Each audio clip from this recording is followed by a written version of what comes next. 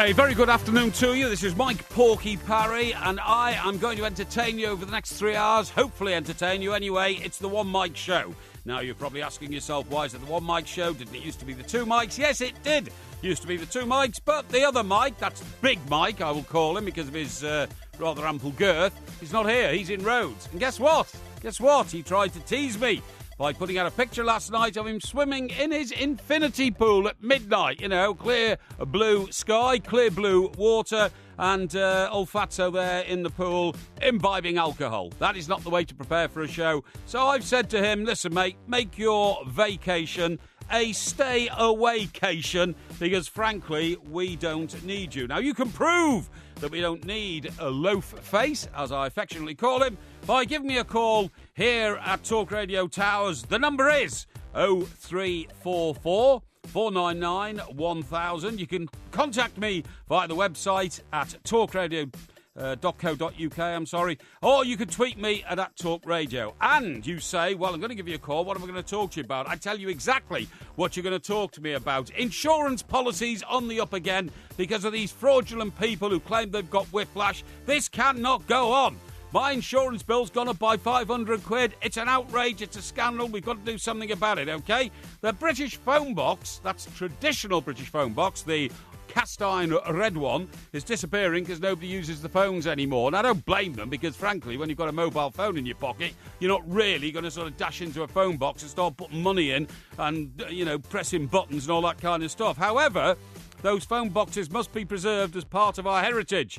They're a bit like caves that Stone Age man used to live in, an essential part of the development of this country, OK? I also want to talk to you about a strange breed of people. I use the word breed because I'm talking about dog spotters. These are people who go around taking pictures of dogs and then post them on a website. So bird spotting, is it bird spotting? No, bird watching, that's right, has been going on for many, many years, probably centuries. The dog spotting, dog watching, why do people do that? We're going to find out by talking to those who indulge themselves in it. Locum doctors is another issue for me. I go to see doctors quite regularly to keep my health in tip-top condition. I want to see a guy I know, not some freelance medic who I think might be a bit of a cowboy on the side, making lots of money, working here, there and everywhere. So there's all that and much, much more to come on the One Mike Show between now and 4pm here at Talk Radio. Let me give you that number again, 0344 499 1000. Mike Parry in for John Holmes on Talk Radio. We'll get you talking. OK, guys and gals, thank you very much indeed for joining me today. Action-packed show, going to blow your socks off over the next 3 hours, OK? Now, my colleague Julia Hartley-Brewer was talking to two gentlemen about alcohol in the last part of the last show, and that is a subject, of course, very close to my heart. However, let me tell you, because we may talk to another expert during the course of the show, I'm starting to wonder about the quality of the drinking person in this country, particularly when I read headlines in the business pages of newspapers saying things like, Carlsberg raises glass to teetotal beer drinkers. What? What's a teetotal beer drinker? If you're drinking something that's not got alcohol in it, it's not beer, is it? It says here, teetotal Brits have held special brew and Tuborg make Carlsberg lift revenues. The lager giant, led by a gentleman called Ceased Heart, said sales of alcohol-free beer in Western Europe have surged 13% in the 6 months to June the 30th. So this is their half-year annual report. It says Carlsberg 0.0%. Why about that for a beer?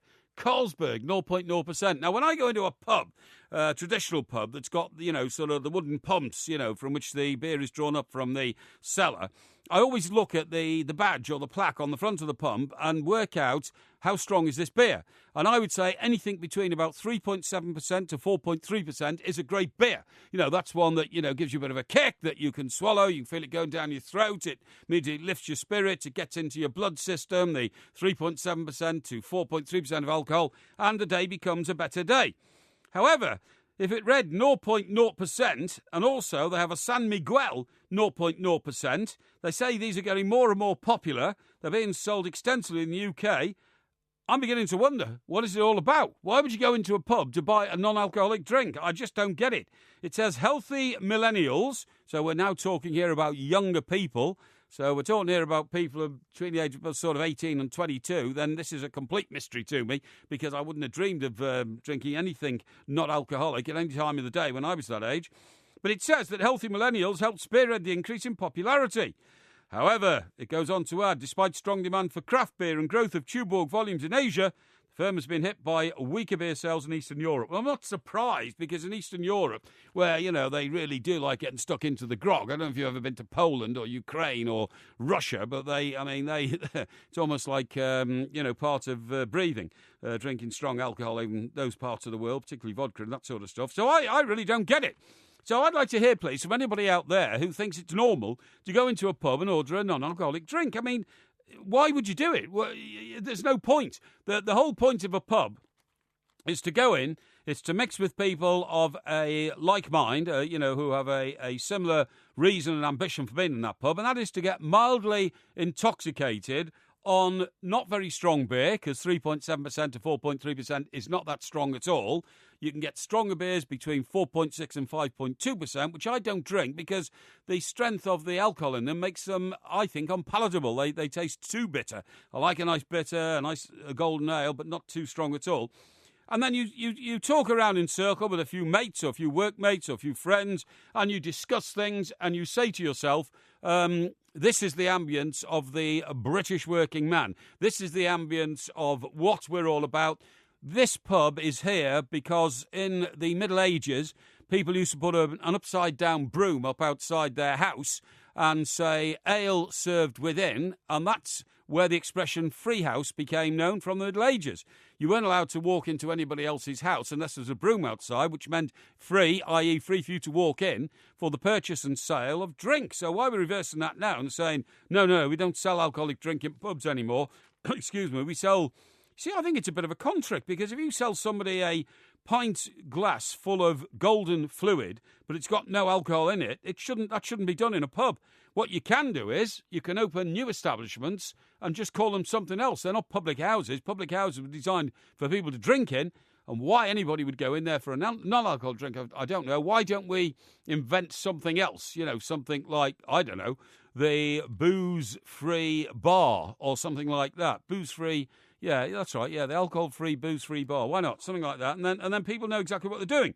Because my other great bug about pubs is going into a pub early on in the day when a nice refreshing drink can sort of set you up for the day. And because it's early, they've only got one member of bar behind the staff.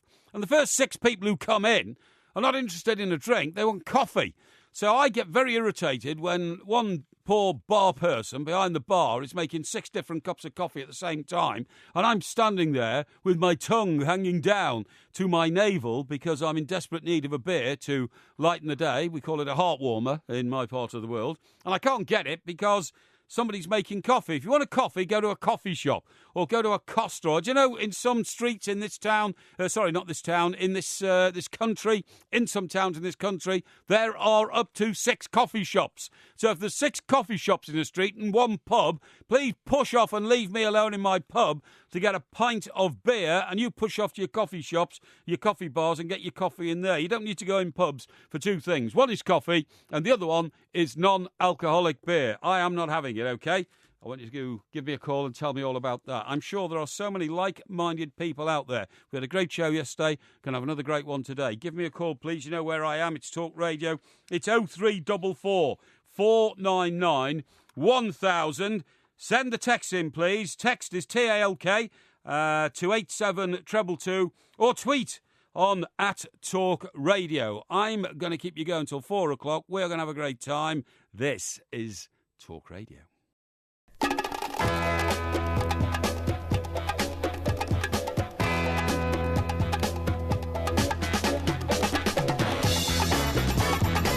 Okay, folks, thank you for joining me. You're listening to Talk Radio. I am Mike Porky Parry. This is the One Mike Show. We all know why it's the One Mike Show. I'm not going into that again. I'm not giving him any more publicity, okay? That boy is forgotten in my life, okay? He can get to his infinity pool at midnight if he wants and imbibe with alcohol. That's not for me. Now then, folks, we take things very seriously here on Talk Radio. And let me tell you this. I'm very worried about the car insurance policy, which is coming up for renewal.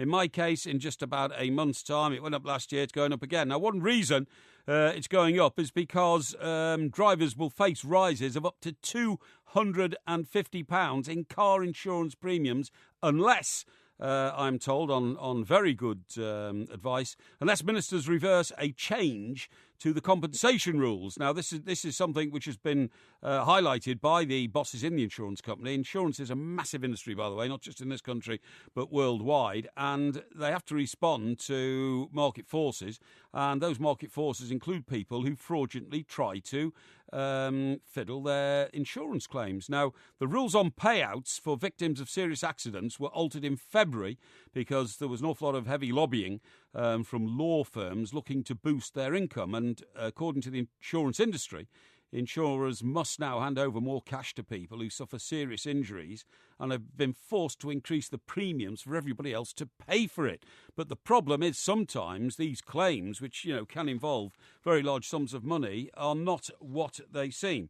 Now, I'm delighted to be able to say we're going to talk to an expert about this. The expert I'm talking about is Anthony Wright, the Assistant Director and Head of Communications at the Association of British Insurers, who is with me right now. Anthony, very good afternoon to you. Thank you for joining me. Good afternoon to you, Mike. Right, thank you very much indeed. Anthony, have I outlined that just about right? Is that the way that you are looking at it?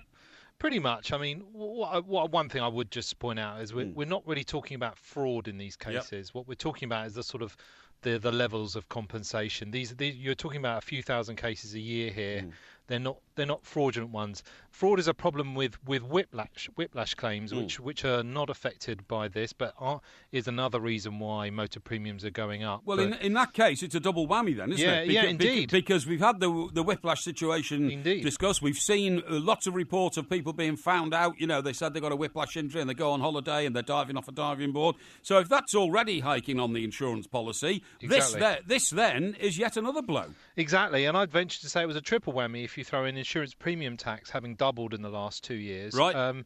And these are all kind of decisions, from the government. The government are taking action to reduce the costs of whiplash claims and reduce the incentives there, which are being driven, as everyone probably on this listening here will have received a call from a claims management company trying to get you to make a claim for whiplash after you've had an accident, even if you haven't got it. Yes. So that's a problem that is at least being looked at now. But the problem on the discount rate, which is for these serious injuries, which you'll see payments rise exponentially, is that this is really going to hit people hard. In particular, it's going to hit young drivers particularly hard. And you've seen Admiral talking today about figures of up to sort of £250 increase. Increase. Yeah. I mean, that's on top of them already having the highest insurance premiums. Right. It's starting to make insurance increasingly unaffordable for young people. And if you live in an area where a car is an essential to get to work, that's a heavy blow. So we really want the government to do something about this and come up with a fairer system. Yeah, I mean, you have to say to yourself, once again, young people are being victims here. Young people are victims when it comes to paying for their education. Young people are victims when they cannot afford to get onto the housing ladder. And I'll give you a specific example. A goddaughter of mine who lived in Wiltshire, so that's a rural area like you're talking about. She bought a car, and, she was a student, and the car didn't amount to £1,000, but I had to then help her out with an insurance policy that was over £1,000 for a car that was under £1,000, if you see what I mean. Yeah. And once again, young people are getting hit. I mean, we've really got to look at this problem and try and make things right, haven't we? Yeah, and then this is why we've been saying we need a fairer system. It's right that compensation to these claimants who are very seriously injured is fair, and it's they get full compensation. But what's the problem at the moment is the compensation is now been set too high. It will essentially be it's the highest in the world now, and why is that then? Why are our insurance policies higher than America, where there are 10 times as many cars? Well, on this issue, you'd have to ask the government why they settled on a rate. But broadly, this gets into complex actuarial calculations. But broadly speaking, it's because interest rates are very low at the moment, and so because this discount rate is sort of takes account of the fact that you'll get a big lump sum payment, and then you'll invest it and you'll get a return on that investment. Investment returns are a bit lower, so they've reduced the rate, but they've reduced it to such an extent that it's now a minus rate. They're assuming you're going to lose money when you invest, which no one is. Yes. And so we think there's a fair system, a fair compromise to be had here that will sort of take us to a place where we can see costs reduce and premiums reduce. But this is not over, and as Admiral was saying today, premium. The risk is that there are more premium rises on the horizon. Yeah. And who knows for what reason?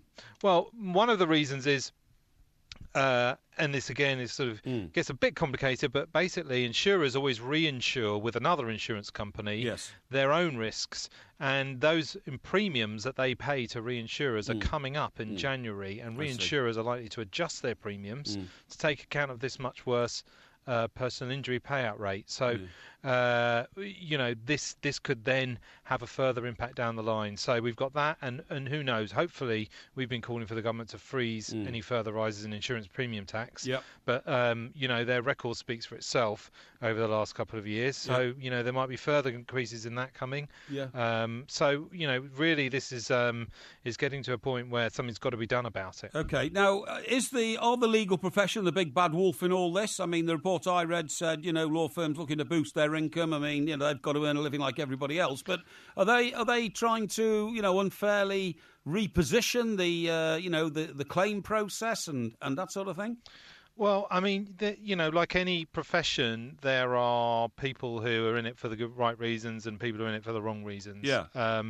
And there are some very credible firms who are doing the right thing, and we don't disagree on the principle that there should be fair compensation, but there also is a culture of a compensation culture in this country which has grown up, which makes us almost unique in the world to some extent, and this is being driven by these unscrupulous cowboys and claimant law firms. So there is definitely a problem with some parts of that, but I certainly wouldn't tie them all with the same. No, brush, but nevertheless, there's an element of the modern day ambulance chaser within yes, definitely. Yes. And this is a little mini boom industry. It's worth billions of pounds. Yeah, sure. I got a call recently from just a young guy on the other end of the phone. He said, "It's about your insurance claim." I said, "What insurance claim?" He said, "It's about your car. You had a car crash." I said, "I haven't had a car crash." And do you know what? When I asked somebody later, what was that all about? Because in the end, I just told him to push off because he was wasting my time. But somebody else told me that these people phone randomly and convince people they can get £250 in compensation from an insurance company who won't bother fighting it because it's such a small sum for a mythical accident which never happened. Yeah, and in some instances, there's been cases of where they've essentially encouraged people to commit fraud. Yeah. But insurance companies are starting to prosecute. In cases where they can, and that's something to be thought about. I mean, I'm sure none of your listeners would ever consider it, but no, of course not. No, but they're now sort of starting to move into other areas as well. Holiday sickness claims is another thing. Which crikey, is sort of meeting people off aeroplanes and saying, "Oh, have you got a dodgy stomach? You must have been victim of food poisoning in your hotel." It is a scandal, and I do wish that the government would clamp down on it, because it's very, very easy to jump on top of these. This is nothing but fraud. And when fraud happens and benefits one person, millions of others lose out. So, that's why I think we've got to get on to it. Anthony, I want to thank you very much indeed for outlining things so clearly to us today. That was Anthony Wright, Assistant Director and Head of Communications at the Association of British Insurers. There's a damn scandal, this sort of thing.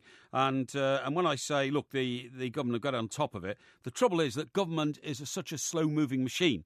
I prefer small government to big government, not because I want people not to have the benefit of being led by people who are elected to run the country, but there's too many of them, and they all get in each other's way, and the consequence of that is nothing ever happens, And the problem with most politicians is they live in ivory towers. They don't know the problems of running your life on a day-to-day budget and suddenly being slapped with an extra £250 bill for the insurance on your car, which which hurts people. Another £250 bill means you might not be able to go on holiday, or you might not be able to take your family out, once a month for the rest of the year or something like that. So I do wish it was something we could get on top of. Anyway, that's something that I'm focused on. I won't be leaving that alone. There are lots of other issues I'm not going to be leaving alone today. Red telephone boxes I love. I want to have one in my back garden. I don't know how I'd get into my back garden because I've got a roof garden, so you need a big crane to lift it and put it down in the garden, which is not something I've got round to doing at the moment. I'm going to tell you about why my locum doctor is a good guy, but there are some locum doctors who are not. I regard them as cowboys of the medical profession. All that's coming up in the next 2.5 hours. But before we get stuck into those kind of subjects, I'm delighted to say we're going to get the news read to us by Miss Victoria Bourne. Right, Victoria, thank you very much indeed. Now, Victoria, you may have heard my opener to the show today, in which I was expressing my utter shock that some people go out into alcoholic premises to licensed bars and cafes and clubs and they order non-alcoholic beer. Why would you go into a pub and ask for a pint of beer whose strength was 0.00? Why would you bother? Because you're teetotal, you're a recovering alcoholic, but you still want to socialise. Ask Sam Delaney, that's what he does. Yeah. Okay, but Sam's not a recovering alcoholic, is he? Well, I don't know. I'm sorry. Not to speculate, but, that's what he does. No, I'm told he definitely is not. He does it for his health, and that's a very good thing. But what I was going to say is, most people go into a bar to have a drink that's got alcohol in it. If you don't want alcohol, you shouldn't go into bars. Even if you've got a problem and you're a recovering alcoholic, the whole thing about drink is it's not just the drink, it's the ambience of the premises you're in which draws you into those bars to try and enjoy yourself. You see exactly. what I mean? A nice place which should be open to all people. Yes. Well, you shouldn't just... Why should sober people be banned? No, that's ridiculous. Sober people shouldn't be banned, but you're just saying that if you don't want to drink alcohol, you shouldn't be allowed to go in. But that's a ludicrous thing to say. No, it's not. What happens if you don't feel like drinking, but all your friends are on a night out? It might be a birthday or a special occasion. Yes. Should you be excluded? No, not at all. Then there you go. No, but what I'm saying is, then you'd buy an orange juice, wouldn't you, or a Coca-Cola or something like that? Why would you buy a beer that's got no alcohol in it? Maybe you like the taste of it, it's not but you don't want to get drunk. Well, I don't think you can. I don't think you enjoy the taste of something that says it's a beer, but it's got no alcohol in it. It should be called something else. And the other thing I cannot stand is people who ask for coffee in pubs when I'm busily waiting in the queue for a drink. Why is somebody ordering a coffee? There's usually about 6 coffee shops in every street in this country now. The same point, though. You're going to enjoy the company of whoever you're with. Yeah. You might be designated driver, and you might have to stay up late at night, ferrying around your drunk mates, and you need that coffee to give you a little boost so you don't crash on the way home. Yeah, but I'm talking about people who go in at 11 and 12 o'clock in the morning. You know what I mean? I mean, there's no reason to be drinking coffee in pubs at that time of the day. Are you drinking booze at that time of the day? No. I'm reporting back on things people have told me. Oh, right. Don't worry about that. Okay. Don't you try and cast aspersions on my character, please, Victoria. Got my eye on you. Right, Victoria, thank you very much indeed. We will talk again at the top of the hour. Thank you very much indeed. Right, that's Victoria, of course, Victoria Bourne, who is our excellent newsreader. Now then, I'm going to talk to you now about a letter that I spotted in one of the newspapers this morning. I try to read every newspaper every day, and I try to read everything in it. So I'm going to tell you all about that in just 1 second.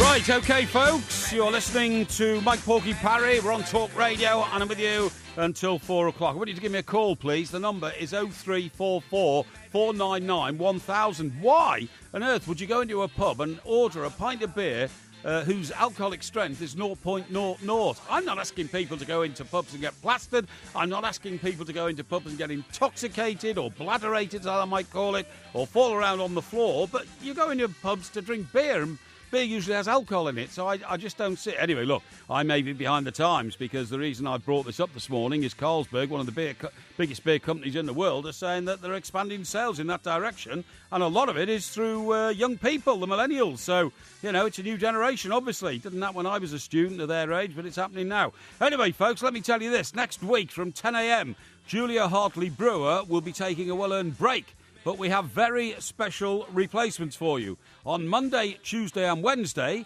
it is Richard Madeley who'll be holding the fort, tackling the big stories of the day with the very biggest of guests. But then, on Thursday and Friday, myself, me, the Porkmeister, and old Low-Face MG, who's currently luxuriating on a sun lounger in Rhodes, will be back doing what we hope we do best, OK? So that's the mid-morning show on radio, Talk Radio, all next week. OK, that's great. Now then, folks, I want to thank you very much indeed for starting to get in touch with me on the show this morning. I'm with you up till 4 o'clock, so I hope you increasingly communicate with me. I've got one here from, I'm not going to tell you who this is from, but you'll perhaps guess. There's a picture of a big fat person in an infinity pool, you know, the water stretching up to his 4th or 5th chin, and the horizon looks lovely in the background to the Aegean Sea, I believe it is. And it says, El Planco, which I suppose he means to be me, this of course has come from Mike Graham, is slagging me off again. Not surprised he's jealous of me. The poor old duffer. And then he puts in my Twitter handle, Parry 8. I don't feel in any way poor. I don't in any way feel old. Excuse me. Sorry, I'm not old. And can I just tell you, I'm certainly not a duffer. And so I dismiss this as rubbish. And if you listen to this sound, OK, that is me scrunching up that ridiculous message, and the boom you hear now is it hitting the window on the other side of the studio, OK? So let's read out some messages from some real people. Real people, of course, being the listeners of the One Mike Show. Now then, it says here, somebody from, I don't know where they're from, but they're from Bodan. No, sorry, it is Bodan. And he says, I've drunk good wine from Aldi, Lidl and the Co-op. Really? I'm delighted for you. I'm not quite sure why you've told me that, but I like to hear from all our listeners, so that's great. Thank you very much indeed. Now then, Andrew says, it sounds like you've been drinking already, Porky. You said a member of the bar behind the staff when we're talking about pubs you plank. A member of bar behind the staff. No member of staff behind the bar, I think you'll find is what I said, and if the words got confused going through your ear hole, there is nothing I can do about that. Shailene sends me a message saying, great, and now Mike Parry wants to segregate drinkers from teetotalers. Well, actually, I don't, but it's an interesting point, isn't it? If people who don't want to drink, are suddenly in an arena and in the atmosphere of people who are drinking, it might be dangerous than to be in the same. Anyway, listen, I've asked you to give me a call. I'm going to break off from these messages for a minute because I've got a load of calls here that I want to get to today and talk to people. And I'm going to talk to Jack, who's in Stoke. He wants to talk about the car insurance situation, which I've just highlighted at the start of the show. Let me say a very good afternoon and a welcome to Jack. Jack, how are you? I'm all right, Mike. How are you, mate? Yeah, very well indeed, Jack. And you've got a problem with your car insurance, have you?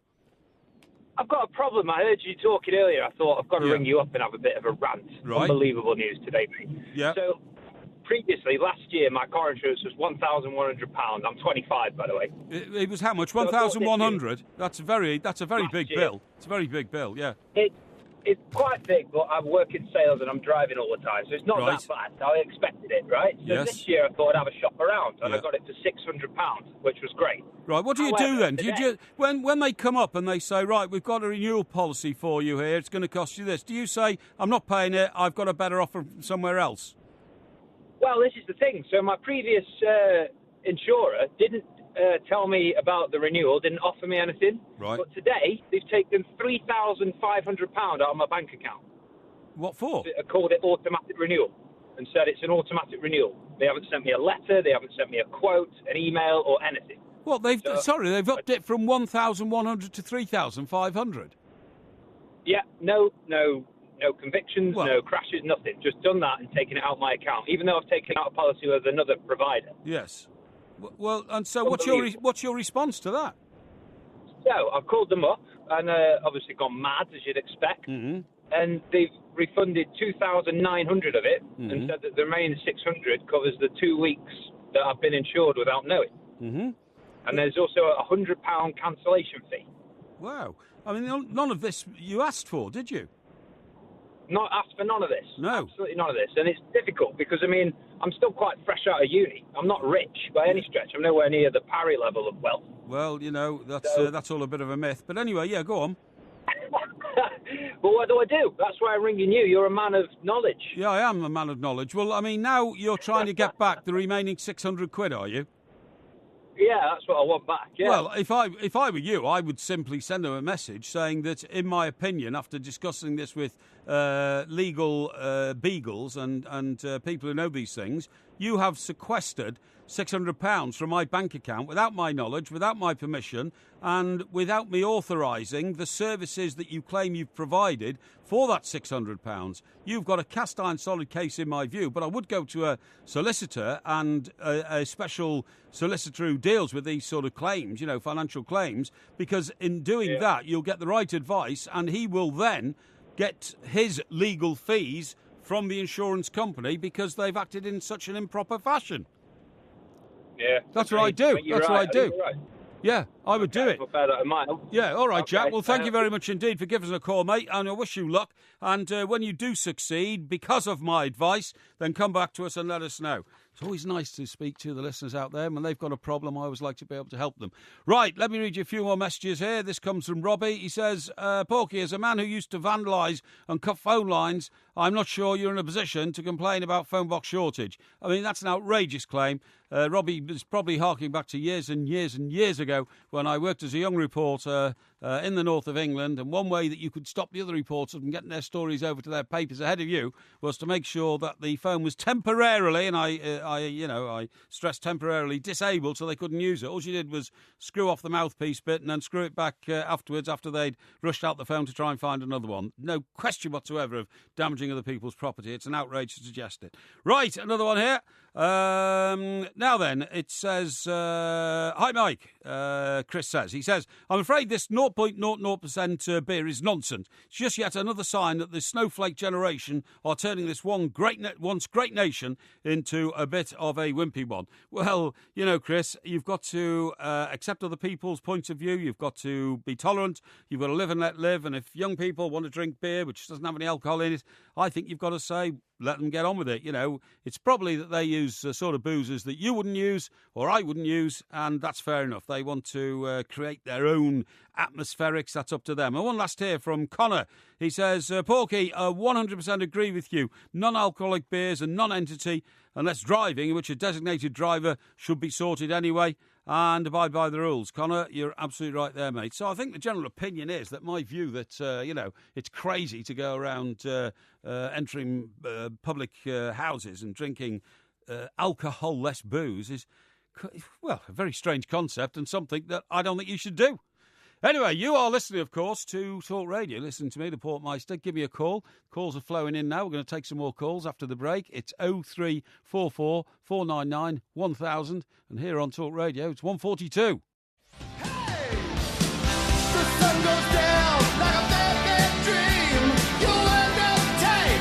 Gotta let off steam. They say they can... OK, folks, you're listening to Talk Radio. I am the Portmeister. It's the One Mike Show. Old MG luxuriating on a sun-lounging roads. Anyway, listen, we've really hit a chord here with these insurance policies going up yet again. Not for the reason of compensation fraud, which we've dealt with before, but being forced to hike premiums by £250 because of a government decision to change the way that claims are made and allowing legal firms to boost their income, boost their charges. Anyway, the lines are open. The number is 0344 499 1000. A lot of you getting worked up about this, including Isaac, who's from Manchester, who's on the line now. Isaac, great to hear from you. Have you got a beef about your insurance policy?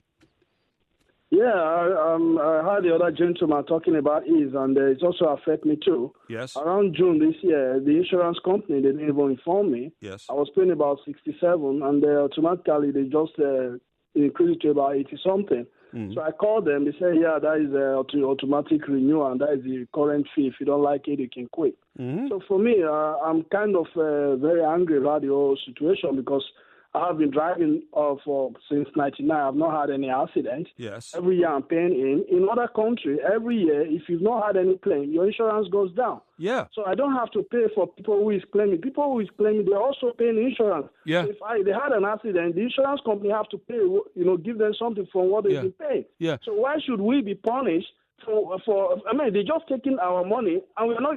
Imagine since 1999, I've been paying insurance. I've never had any accident, no claim. Every year, my insurance goes up. But in other European countries, every year your insurance comes down. Yeah. So I don't know why the government is allowing them to rip us off, and nobody is doing something about it. No, I'm totally with you here, Isaac. For years and years, when I was younger, if you didn't make a claim, and I've never made an insurance claim, then you got what's called an increased no claims bonus.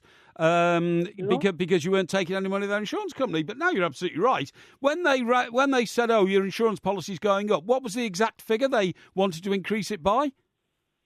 I think it went up to about 85, 86 pounds. £86? Yeah, well, that's it's outrageous. Well, did you then say to them, no thanks, I'm going to find a better deal somewhere else? Did you have the right? Yeah, I did that. I have to, search for another insurance company. And they were so rude. They say, if you want to go, you can go. It's just the new rate. So they didn't... This is the company I'll be paying into, and I've not collected anything from me. Yeah. You've taken something from me. At the end of the day, the way they were talking was really rude. Yeah, sure. So they didn't exactly make you feel like a valued customer either. Yeah, I was not respected, and you ripping me off, and at the end, so I'm even thinking of writing to the transport secretary that the government should start thinking about all this because they're ripping us off. Yeah, you don't claim, your insurance goes up. Yeah, in other European countries, your insurance comes down. You're absolutely then right. Why should the UK be different from other part of the world? You're absolutely right. It's a damn disgrace, Isaac. And once again, we are we are gathering the evidence that something's very, very wrong in the insurance industry. It may not be the insurance industry's fault. It may be a legislation problem with the government and the law industry, but we've got to get to the bottom of it. Thank you very much indeed for ringing me. That's Isaac from Manchester. And folks, if you've got a problem with that, give me a call, 0344 499 1000. You might also have a problem with the fact that, people are walking into bars here and ordering 0-rated alcoholic drinks, which resemble a pint of beer. But, of course, they're not a pint of beer. That is against the British way of drinking, in my view. Now then, you're sending me loads of your messages, which I'm going to start trying to read out. There's loads of them here. May not have time to do them all. I'm going to talk to somebody in a minute who's a very popular restaurateur, particularly popular from today onwards. But just a couple of messages here. This is from Will. He says, do you believe in the supernatural, Mike? And what is the spookiest story you've ever heard? Well, I can talk to you about that a little bit later on because it's not something I can focus my mind on at the moment. Too much going on in my head. Don't you know how many things I have to deal with on a day-to-day basis? Another one here from Kate. Kate says, Dear Porky, I find non-alcoholic canned lager absolutely vile. Is non-alcoholic draft lager in a pub more palatable? Kate, thank you very much indeed for backing up my view on that one. I like the evidence from my audience to back me up. Now then, folks, we all like a fish restaurant. We all like a fish and chip restaurant. We all like a decent restaurant. We all like a decent restaurant in a decent location. I tell you, I'm going to talk to Ian Dodgson. He's a restaurant owner who's just inherited a title. So when you're talking about his restaurant, you are talking about one at the very, very top. And he's with us now, and his name is Ian, and he runs the Nathan Outlaw restaurant in the beautiful Port Isaac down in Cornwall. Ian, a very good afternoon to you. Afternoon, how you doing? Doing very well indeed, mate. And tell me this, Nathan Outlaw restaurant, that's yours. Where did you get its very strange but beautiful name from? Well, it's actually not mine. I'm the general manager, so it's not so strange when you know the owner of the company is called Nathan Outlaw. That's right. The chef, so it's Nathan Outlaw Restaurant. It's restaurant Nathan Outlaw. So it's not quite. It's not such a mystery. If I owned a restaurant, it would be called Mike Porky Parry, right? It's that sort of arrangement, yeah. There you go. Yeah, you sell some good pork pies or something. Yeah, sure. Exactly. Now then, Ian, we're talking to you because you've just received an award. Tell us all about it, please. Yeah, so it's for the Good Food Guide, Waitrose Good Food Guide 2018. Yeah. It's a great privilege to be involved in it. Just to start with, last year we were second, and this year 10 out of 10 score and placed first. So we're absolutely over the moon. These guys have done extremely well to get there. Yeah. It's just seafood that we cook. Yeah. And we just run the one menu. So everyone comes in and has the same thing. We have about 30 covers a night. Wow. So yeah, it's an absolute privilege to be involved just to start with. But yeah, to be at the top of the list is quite something special. Well, of course it is. Do you bill yourself as a fish restaurant or a fish and chip restaurant? Hey, we'll do both. No, but it is seafood, yeah. The seafood, I see. Yeah, okay, seafood great. Tasting menu is what we serve, yeah. Okay, now, pardon my ignorance, or it might not be ignorance, I might have got it right, but is St Isaac's the place, is Port Isaac the place that Doc Martin's based on? That's the one, yep. Yeah, so it's at Port Wen. Port Wen in Dock Martin. Yeah, that's right. So all those beautiful scenes going down to the little harbour and all those rolling fields away from the cliffs and all that, that's where you are, is it? It's exactly as you see it on Dock Martin. Even the accents are the same. Yeah, well, that's absolutely fantastic, because a lot of us would like to live in Cornwall, but we can't. We go there on holiday, and, the jobs we do, we have to go back to, all the conurbations and all that. But it is a most beautiful part of the world. What's the prize dish that you actually knock out there, Ian? Well, I suppose Nathan's probably a little bit more, is quite renowned for his porcelain sauce, which goes with one of the dishes. That's a sauce that we use. A local. Sorry, what's it called? Porcelli sauce. So Porcelli is just over. It's a little farm that they farm oysters and mussels. And I see. Yeah. We use the crabs. We use the small shore crabs from there. They're the ones that the kids pull up in the summer holidays. So they're the ones we use. Make amazing stock from those. Turn that into beautiful sauce. Yeah. That's been on the menu, fixed on the menu now for the last 2-3 years. Right. And regulars actually call up in advance and say, "Is that still going to be on the?" Still going to be on the menu. That's fantastic. How do you come to the attention of the people who compile these lists? Or, I mean, do you have to sort of volunteer your restaurant, or do anonymous people undercover just come and dine there and then go away and say this was brilliant, or what? Yeah, Good Food Guide is by anonymous diners. So it's people that have worked or do work in the industry. So they'll eat out, and a lot of them will tour around the restaurants and feed back to the Good Food Guide. And I suppose then just as good, word of mouth amounts. You start getting visited by people from the magazine itself, and slowly but surely it builds up. That's fantastic. And will the boss now, Nathan, become like celebrity? I mean, will the is it called the Fat Duck or something? That one in Berkshire or something like that. Yeah, with Heston. Yeah, that's right. I mean, people apparently have to book there 3 months in advance. Is that now going to be the same with yours? Well, we've always been pretty popular. I mean, since we got 2 Michelin stars back in 2010, it's been pretty popular. Nathan's done a bit of TV as well, so that's definitely helped. But his feet are firmly on the ground. And, yeah, he's in the kitchen right now cooking. So, is he really? And that can't be his real surname, can it? Outlaw. I know. People ask.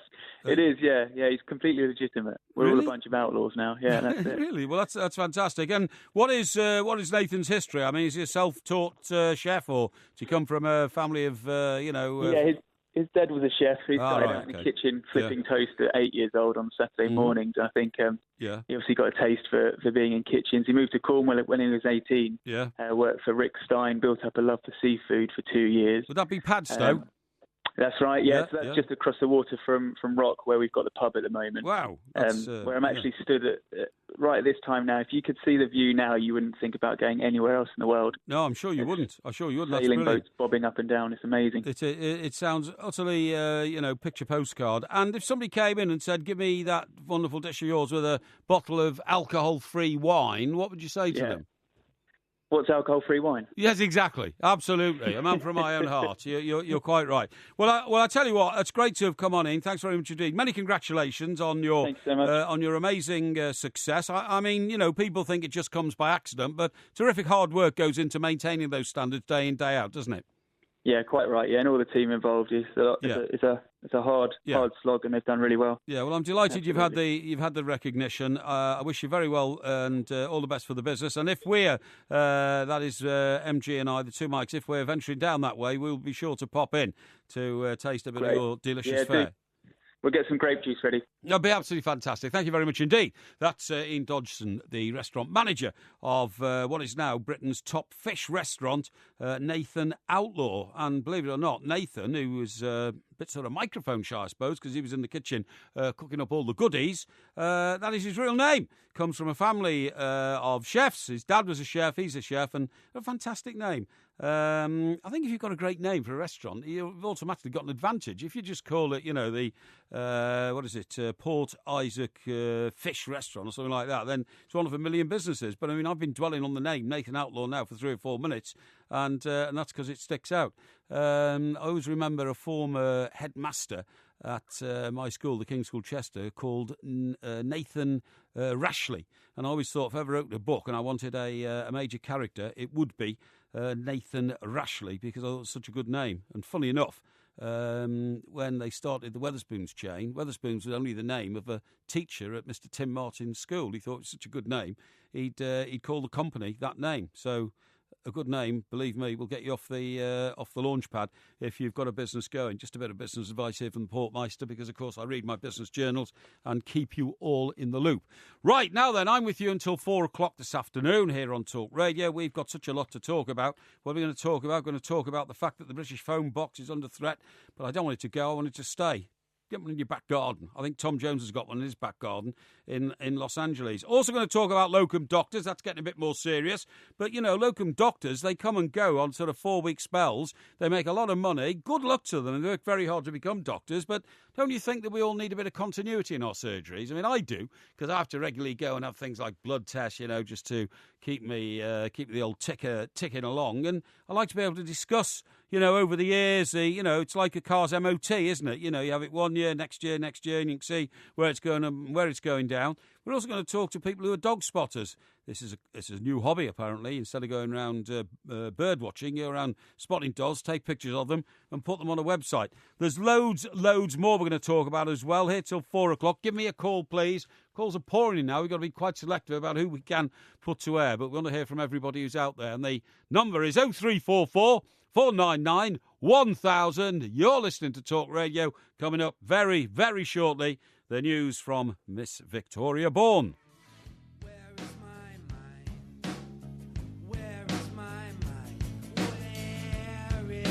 Okay, folks, delighted to have you with me. Thank you very much indeed. This is Mike Porky Parry with you until 4 o'clock here on Talk Radio. Okay, I've told you what's coming up in this hour. Some very interesting stories. Marriage proposals. Do men still get down on a bended knee and propose to their ladies? And do the ladies actually want that to happen? It's a bit overdramatic. Also, talking to a man who's going to run 169 marathons in all those different countries, if he can. Guy's a great guy. He wants to raise a lot of money for charity. The marathon runner. Talk to him towards the end of the hour. But first of all, and I've told you about this a couple of times now in the first hour of the show, it's the red phone box. Now, this is such an iconic symbol of what goes on in this country. I think in a recent survey, it rated along the London Tube map, the Routemaster bus, even the sight of a Spitfire in the sky is one of the things that we all relate to the greatness of our country. There are about 20,000 kiosks, that's about half the total number still left in this country, due to be phased out in the next 5 or 6 years. And I can't understand why, if everybody's walking around with a mobile phone, how many people are going to go into a phone box these days, a cast-iron phone box, and put money in a machine and press buttons and all that kind of stuff. However, there must be a way we can preserve these wonderful monuments. So, we're going to talk now to Martin White. He's the general manager of a company called X2 Connect, and they have an abiding interest in maintaining these phone boxes and selling to people who want to keep this iconic British symbol. He's with me now. Martin, good afternoon. Good afternoon to you. Yeah, Martin, thanks very much indeed for joining us. Can you just, first of all, please explain exactly what your company does? Because I have to say, I think you provide a great service to British heritage.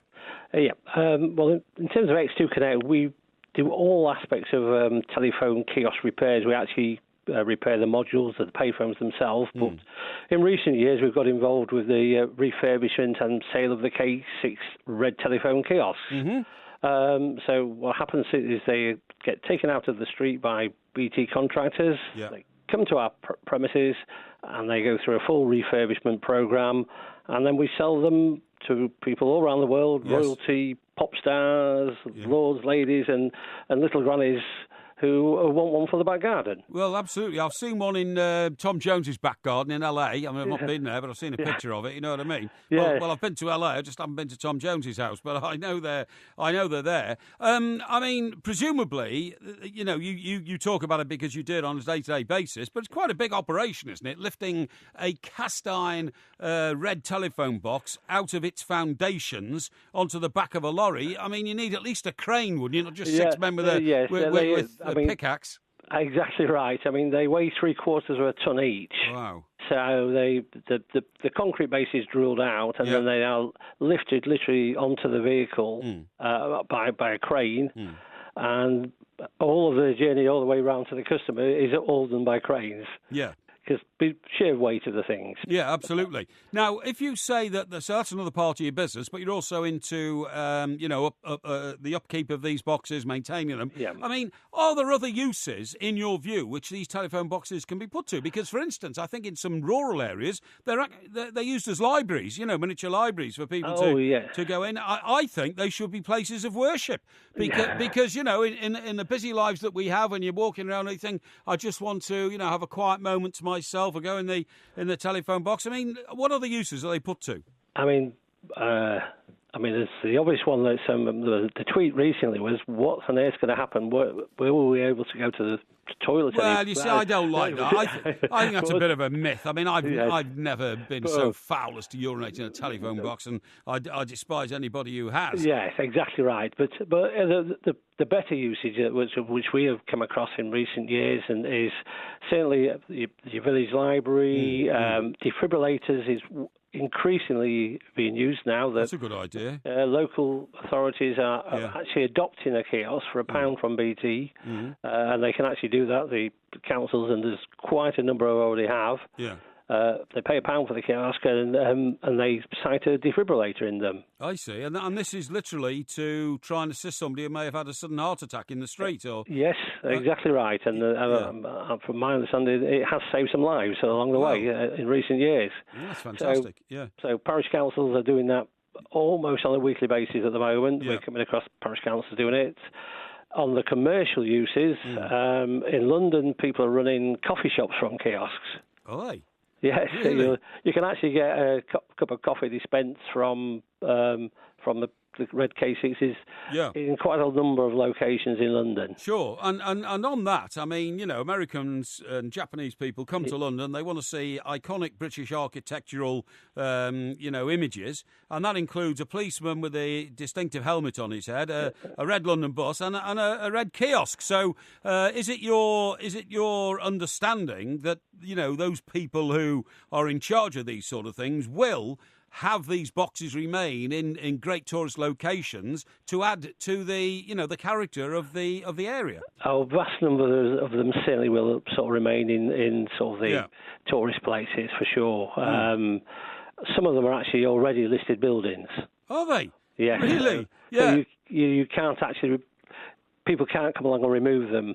Right. And there is a consultation progress that goes on between British Telecom and local authorities before they are ever uplifted. Yes, I see. That's fine. Because, I mean, the one thing a Japanese person wants to do, because they're not of huge stature, are they, generally speaking, Japanese people, is stand in the doorway of a red telephone box with the door half open and smile and have a picture of me in this British telephone box. So we've got to make sure there's still plenty of those around. Now, are you also, is your company, Martin, involved in the manufacture per se of phone boxes? Because I take it that these haven't been manufactured now for many, many years, but for some strange reason we're still making phone boxes with covers on them. Why? Because eventually the mobile phone is going to make them all obsolete, isn't it?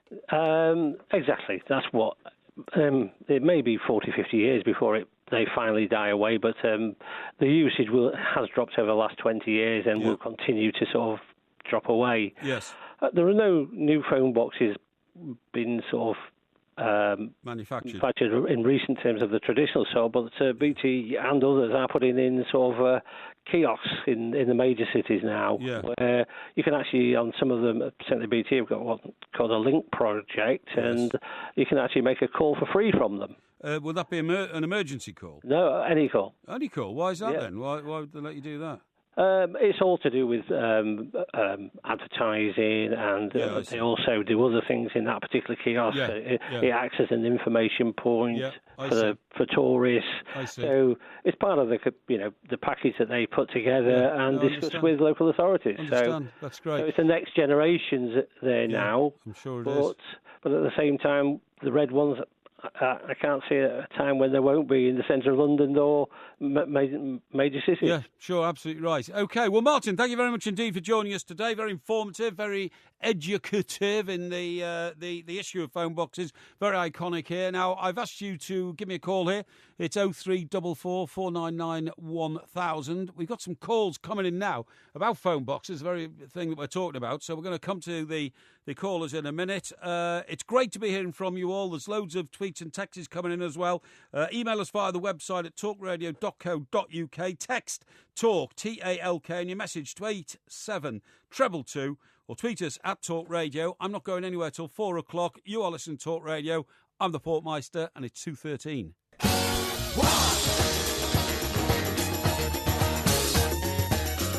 OK, folks, you're listening to Talk Radio. I am Mike Porky Parry. I'm with you till 4 o'clock. It's the one mic show, because the other mic's not here, and you all know why. Right now, we struck a bit of a chord here, a bit of chord of people's emotions, people's affection for the traditional British red telephone box. And I'm delighted to say I'm going to have a chat with a couple of listeners here about how affection plays such a big part in the life of people who love these boxes. Some people have put them to very good use, including Brian Wynn, who is the owner of Ex-Directory. It's a bar in Liverpool, who has actually built a red telephone box into the structure of his fine establishment. He's on the line right now. Brian, good afternoon to you. Good afternoon, hello. How are you doing, okay? I'm very good, thank you. That's good. Thank you very much for calling us to tell us that you've actually used a red telephone box to make your place look better, yeah? Yeah, so... what have you done? So we've designed an establishment which tips the tap to Prohibition days with a British twist. Yeah. So, yeah, you call up, you make a reservation, and you come and find a red phone box, which is down an alleyway just off Duke Street. Mm. And when you walk into the phone box, you pick up the phone, you get through to an operator, and you give the right code and the booking number, and the door opens up, you buzz in, you walk downstairs, and you're just transported into a cool cocktail nightclub environment. So you can't get into your place unless you go through the telephone box? There is no other way to get in here. Is that right? And so you talk about Prohibition, when, of course, they used to call the bars speakeasies, because the idea was a panel would slide back, wouldn't it, in a coffee establishment, and you'd go into the drinking section of the place, but you were told speakeasy, so the authorities couldn't find you. But I shouldn't think there's much speaking easy in your bar if the lads and lasses are getting onto the cocktails. Not really, but the whole idea of cocktails was a way to disguise liquor back in the day, so that's where the whole concept came from. OK, this looks right. I've just got a picture of it. One of my producers very kindly just rattled off a picture of your front, and this is at 8 Vernon Street, Liverpool, is that right? That's correct, yeah. It's actually a little alleyway just behind that. Is it, really? Which part of town is that? Is it anywhere near Matthew Street? The Beatles Street? It's just off Duke Street. Oh, Duke Street, right yeah, I know. Okay. Top of Castle Street, take a rise. Yeah, OK. And are you a blue or a red? Neither. Oh, right, OK, that's a very good answer. Well done. A neutral establishment. I may join you for a cocktail. Where did you get the idea to use a telephone box from? So two guys set it up about 2 years ago. They have a hidden bar concept. One of their operations in Manchester is like a wash house. It's a laundrette. So people walk in, they just see a guy there doing his laundry. Mm-hmm. They give him their name, he pulls a clipboard out of his washing basket, and you walk in through this secret door into a little hidden bar. So it's just along the lines of that little, speakeasy idea where something different. Well, I think it's great. I think people. Cocktails. It really stirs people's imaginations. The idea that you can't get in unless you. It's almost a bit like Superman, really, isn't it? Get into the telephone box and you never know what happens before you come out. People absolutely love it. I mean, we've got like 9,000 followers on Facebook, and same on Twitter. Instagram is a big one. And is that it is for tourists as well? Yeah, of course it would be, and people would walk past in amazement. Is that actually a telephone box, or have you had it specially made and widened for the entrance? It's a very real telephone box. Yeah, great. And then obviously we've tinkered around with it to make it a bit wider. Well, I think it's great, and I admire your initiative for doing it, because it anything that makes life a bit interesting when you're going out for an evening's imbibement is great. Adults need entertainment too, so it's got to be. What? What'd you say about that? Different. It's got to be fun. Adult entertainment. Did you say? Adults need entertainment. Adults need entertainment. Yeah, I'm sorry. I thought I was going to say this is a family show. We do actually have a pole in here, but it's not for that use. Oh no, don't worry. As long as you keep it clean, that's fine. Brian, I want to thank you very much indeed for joining us on the show this afternoon, and I do admire your initiative. I wish you well with your business. Right, load of calls coming in, so we're going to go to one or two callers in a second. You can join in as well. 0344 499 1000. Let's go to Steve. He's from Welling Garden City. Hello, Steve. Hello, Mike. Hi. We have met. Thank you for signing one of your books for me one time. Did I? Where was that? It's in Welling Garden City. You and Alan were here. Oh, were we? It was the book. Sorry, I don't know the title. It's where you and Alan are on the back cover, looking a bit menacing in dark suits. You know.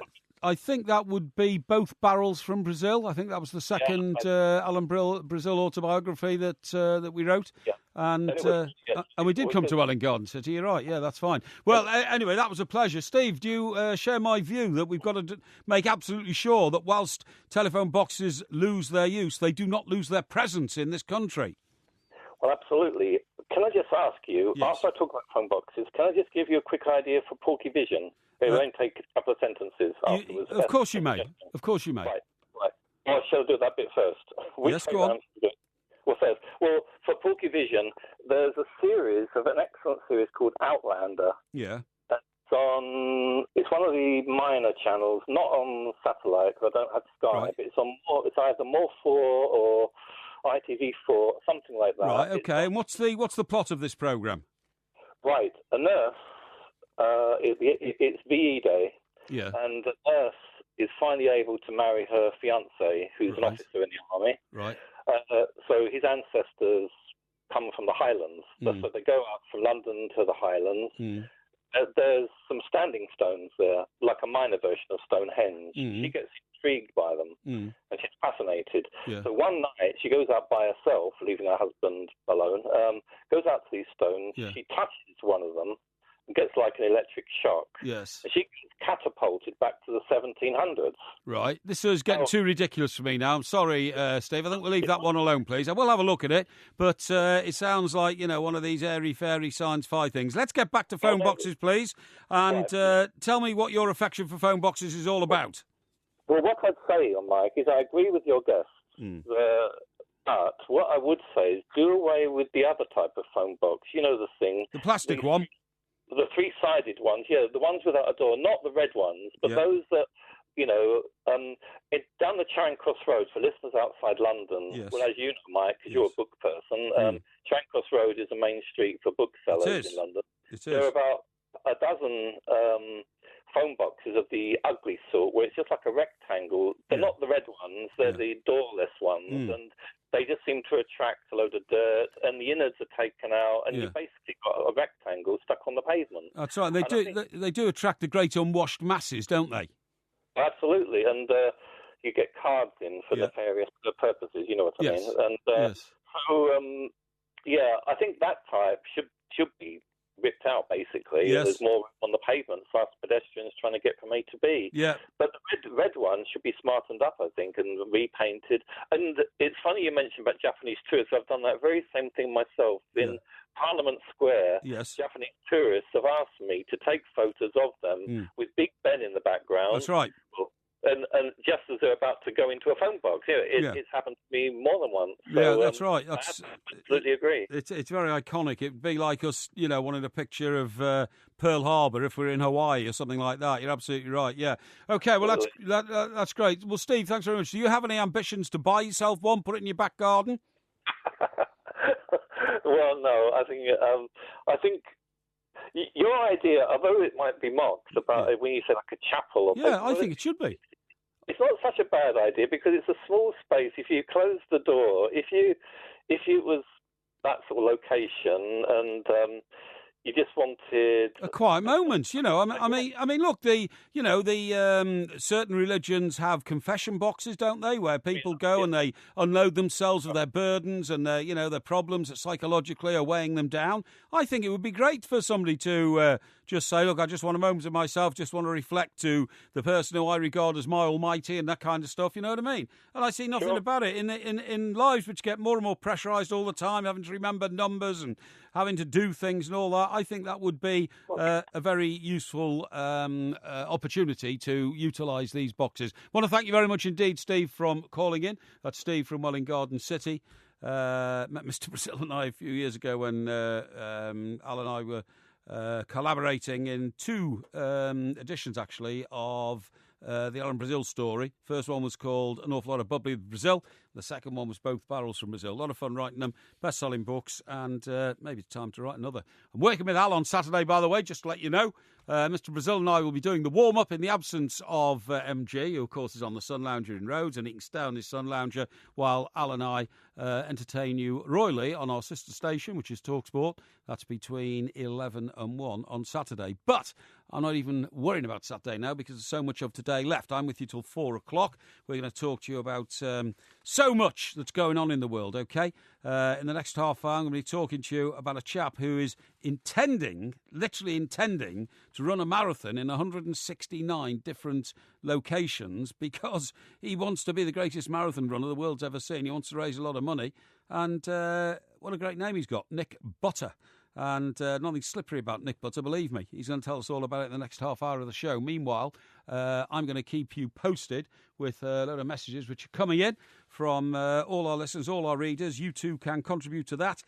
Tweet me, please, at Talk Radio, or text TALK, T-A-L-K, to 87222. Or, of course, you can email via the website at talkradio.co.uk. Now then, I want to tell you something which I found quite remarkable. Many of you will have grown up with the pop group Blur being one of your favourite bands, and although I was always a kind of Oasis guy, Blur were always big in the firmament because they used to have these sort of tussling matches at award ceremonies, didn't they? You know, Noel and Liam Gallagher against the Blur guys. One of the Blur guys, of course, was Damon Albarn. I think it was Albarn, the lead singer. But the bassist was a chap called Alex James. And Alex James was talking to publication just a couple of days ago. He was the bass player for Blur, but he's now a cheesemaker and a farmer, actually. He runs a small holding cheese. And he's a very interesting guy. He's clearly much more to him than just being a musician. He's done all sorts of things in his life and, branched out from music very successfully. But one thing he did, which I find absolutely remarkable, is something I've just got to pass on to you. And I'm not. It's just I just found this quite amazing about the ambitions that some people have to do things different in life. He was asked, what was the treasured item you lost and wish you could have again? And this is so good. He said when he was in Greenland once, he was in a boat off Greenland, the island, the country. He got enough equipment around to pull an iceberg out of the sea. And it wasn't a very big iceberg. It's quite a small iceberg, but he went out specifically to get this iceberg and had all the equipment that you need to preserve an iceberg in a container that makes sure it won't melt. So he pulled this iceberg out, he put it in his box, and that was all sealed up. So it was a bit like the reverse of a sort of a flask, if you see what I mean. A flask can keep liquids either hot or cold, but most people use flasks to keep liquid hot. But this box, this device he had, he put his iceberg in it. I don't know how big the iceberg was. It doesn't explain it. He then got it back to land and had it shipped home in the insulated box to his home where he's going to preserve it forever. Unfortunately, it never made it. And he has no idea where it went. It got lost in transit. And he says, I still think about it every day. I find that so remarkable. And believe me, I don't think the guy's odd or strange. If you've got a lateral thinking in your head and you want to take an iceberg from Greenland home and keep it forever, why not? It's not the sort of thing I'd have thought about because, I'm not creative or as creative as Alex James. Anyway, have a reflect on that, please. You've got a view on that. Give me a call. You know where we are. 0344 499 1000. You're listening to Talk Radio. Much more coming up in the next 90 minutes of the show that we've got remaining up till 4 o'clock.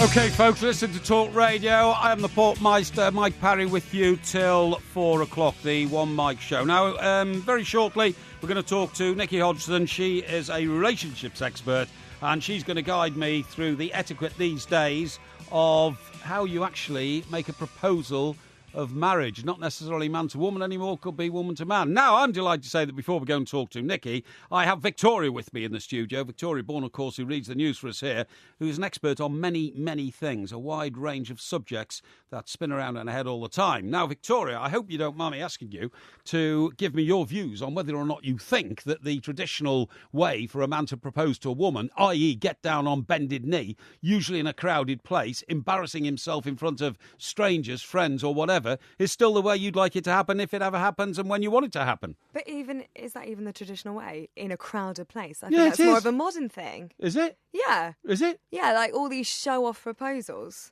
Well, no, That's I mean... a new thing. Well, listen, I guide a lot of my life by what I see happening in Coronation Street, OK? Right, and only recently, you know, the old builder there, the old scouser, you know, rough edge and all that, gets down on his one knee. He can hardly get up again because he's so old now, you know, proposes to... But, I mean, wouldn't that embarrass you like mad if somebody did that to you and you weren't expecting it? Wouldn't you die with embarrassment?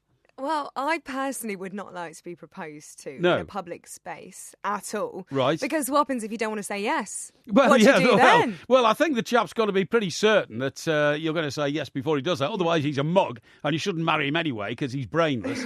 So that's a good test of it. Yeah. You know, if you're not sure in a relationship, bloke suddenly drops to his knees, that would be the end, wouldn't it, really, because of the embarrassment. Now, if it was me, the way I would do it, if I suddenly decided, I would get the plane up in the air with a trailing banner, and if the girl's name was, say, I don't know, Trudy, you know, Trudy, will you marry me, or something like that. Now, I'd do that over a football ground or something like that because I'm an exhibitionist, you know what I mean? Really? And I would like it to be different. What would you say if you were sitting in that football ground and you suddenly saw, Victoria, will you marry me, as a trailer across the sky? Okay, part of me thinks that's touching. Part of me thinks that's ludicrous and ridiculous and...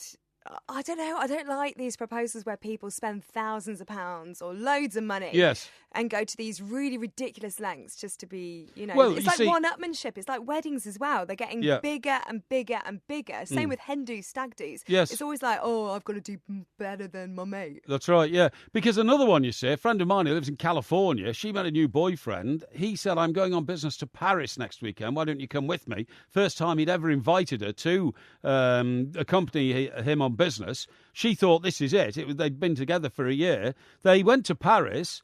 She thought they were going to go up the Eiffel Tower. A proposal was coming. There was no proposal. And she was so upset because she'd built it up so big in her head. She finished with him and said, you took me all the way to Paris. You know, you must have, you know, you what do you think I was thinking, being taken to Paris and after a year? And she was so upset she couldn't bring the relationship back together again because she hadn't been proposed to. And that was it. So what I'm saying is you've got to get this right, because if you don't, you get it very wrong. Well, yeah, but...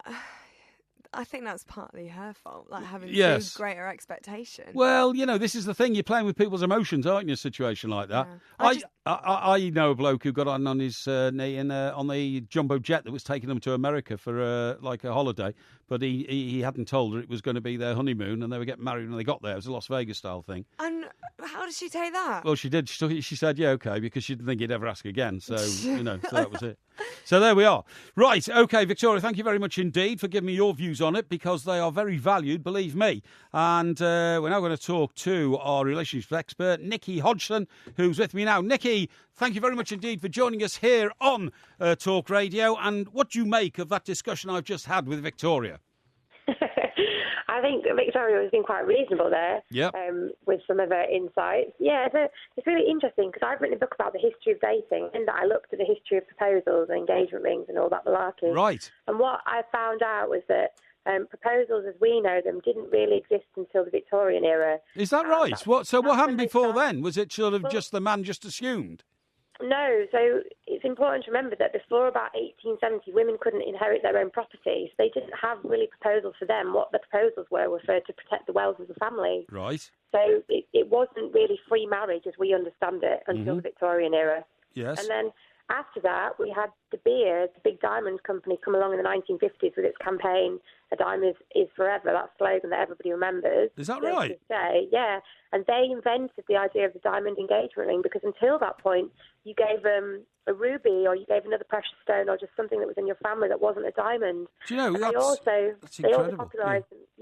popularised the myth that you should spend 1 month's salary on a ring. Again, it was completely fabricated. So the thing that we're doing today completely came from a PR campaign. Well, do you know what? That's very similar, isn't it, to Santa Claus being invented by a drinks company? Yeah, exactly. To try and flog their drinks at Christmas. Well, that's all astonishing. That's incredible. And I mean, I'm surprised that with inflation going the way it is, that the average cost of a ring now should be 6 months' salary. To boost the profits and all that kind of stuff. But are we now on a parabola where all that romance that was invented by a PR campaign has now peaked, and women now prefer not to getting involved in slushy sort of wedding proposals and would prefer something a bit more businesslike and a bit smarter?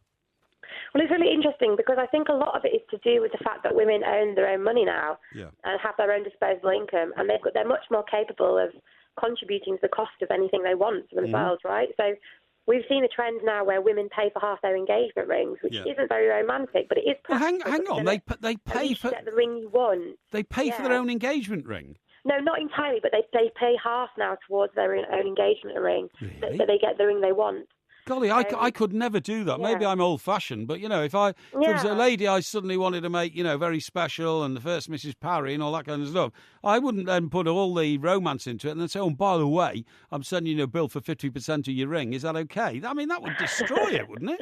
Well, I think it's normally an agreement that's come together by the couple. Yeah. But I think what's really interesting about this discussion, so we know there was an article going on about women being very dissatisfied with their proposals that came out today. Right. And 92% of the women surveyed said the proposal should never be in public. That's a massive percentage. Yes. So those over-the-top grandiose proposals, as Victoria was referring to, really are not the right way to go about it. Right. And I would say, from a relationship expert perspective, the point of the proposal is that it sets the tone for the rest of the marriage. You've got to make the person feel special. So if you're doing it in the pub or in front of a group of mates or just, in the kitchen or something, it doesn't feel special. And they're going to feel that will set the tone for the rest of, the relationship. Your time together. Yeah, but how do you marry that up with the fact that the first thing usually a lady does when she's got a ring on her finger is, very, very publicly flash it and go and show her friends and make sure that everybody in company sees that she's got this sparkler on her hand? I mean, how does that marry up to, you don't want it to be public? Well, it's a rite of passage, isn't it, to be married? And I still think there's this idea for women that it's a really beautiful thing for someone to make that gesture and then to give you a gift to basically say that you're precious to them. And I think it's just not really any more complicated than that, and that's why people want to kind of show off about it. And because lots of people do want to be married, and they do want to make a commitment, and so it's just this really, it's this beautiful time for them. Yep. So I think let your partner enjoy it if that's what they're going to do, because it's probably, this is what I always say to people, the 6 months after you engage to someone, after you propose to someone, and you're engaged, it's probably going to be one of the happiest times in your relationship, so enjoy it while it lasts. Well, I think you're right. And actually, funny you should say that, because my next question to you is going to be, with so many relationships failing these days, I think there's a rate of 50% somewhere of relationships breaking up, nearly half of them eventually sort of fracture. If that's the case, is it something about don't tempt fate type, making the proposal public and all that kind of stuff, And, well, hang on, if this eventually doesn't work out, I'm going to look like a right fool for having accepted the proposal in public. Do you think there's an element of that to it? I don't know, maybe. I don't think so, because the way people flaunt their relationships on social media means that, they're constantly having to kind of, take pictures down and, feel a bit sheepish about it. Yeah. So I don't think it's necessarily that. It takes a lot of gumption as a man to make such a public proposal just in case the person you are proposing to turns you down. So yeah, but I mean, you should really have done your homework there, shouldn't you? If you're going to, well, you should have, but you can never truly know. There's always going to be that 5% of doubt, and it could be related to any kind of thing, why someone might turn you down. Yeah. So, and especially if you're not a very emotional person and you don't talk about your feelings very much or your partner's feelings, don't think you know how they feel until you've asked them. Yeah. So I would say about proposing as well, although the very romantic idea is that you just both kind of know when it's right and someone does it and it's wonderful, it's much better to have had a conversation about how someone feels about marriage, where they see the relationship going, do they want to have children. Yeah. If you haven't had those discussions, then you're not ready to propose to somebody. Yeah, I take exactly what you're saying there. Over the course of my reasonably long life, I've met people who've said, oh, no, she's the one. Or, I've met a lady who said, oh, no, he's definitely the one. And then actually, 3 weeks later, found out that person didn't want to marry them, they thought in their head that they had the wavelengths completely sorted out, but they don't. Anyway, listen, I've got to move on, but thank you very much indeed, Nikki, for joining me. Thank you for your expert advice and very instructive to me, should I ever be in the position to know what to do. That's Nikki Hodgson, she's a relations expert, telling me the guidelines on how you propose if you want to get married, man to woman or woman to man. You are listening to Talk Radio. We got lots more in the show, right up to 4 o'clock. And don't fail to call me on 0344 499 1000. It's 2:44. OK, folks, this is the One Mic Show. Now, let me remind you what's happening next week, please. Next week on Monday at 1 p.m, John Holmes is back from his holidays. Yes, he's back from his summer break. He'll be bringing his unique take on that day's big stories, helping you get your head around the headlines with the news in Hicus. And we'll see the return of the big debate. So join John at 1 p.m. on Monday after Richard Madeley's debut on the station. Or if you're missing him, head to talkradio.co.uk for the podcast. It's all there, folks. Right, now then, terribly interesting what we've been talking about, proposals and how you get down on one bended knee and all that. One chap who will never have a problem getting down on a bended knee is the next guest that I'm going to talk to here. A remarkable man. His name is Nick Butter. He's 27. He's from Bristol. He's going to run, believe it or not, I just can't get my head around this, but I'm going to talk to him just very shortly. He's going to run a marathon in 196 different countries. He's already done quite a lot of those already. Around the world in 550 days. He's going to be the greatest marathon runner ever, and he's with me now. Nick, thank you very much indeed for joining me. Hello, good afternoon. Yeah, good afternoon indeed. Now, Nick, first of all, I think you are a sort of professional marathon runner and a motivational speaker. You're going to be able to motivate people with all the running you've done, but where did this hugely ambitious idea come from? Yeah, I hope I will be able to motivate a few people with what I'm doing. The whole idea came about, I met a guy called Kevin, actually, when I was running a race called the Marathon des Sables, which is in the Sahara Desert. A lot of people know about it in the running world. Very hard race. He and I got on. We get, when you're running through the desert like that, you have to kind of buddy up with people and help each other out. And unfortunately, he's kind of dropped a bombshell on me that he has terminal prostate cancer. Oh dear. He was given just 2 years to live, and he and I spoke a little bit about it and got to know each other very well.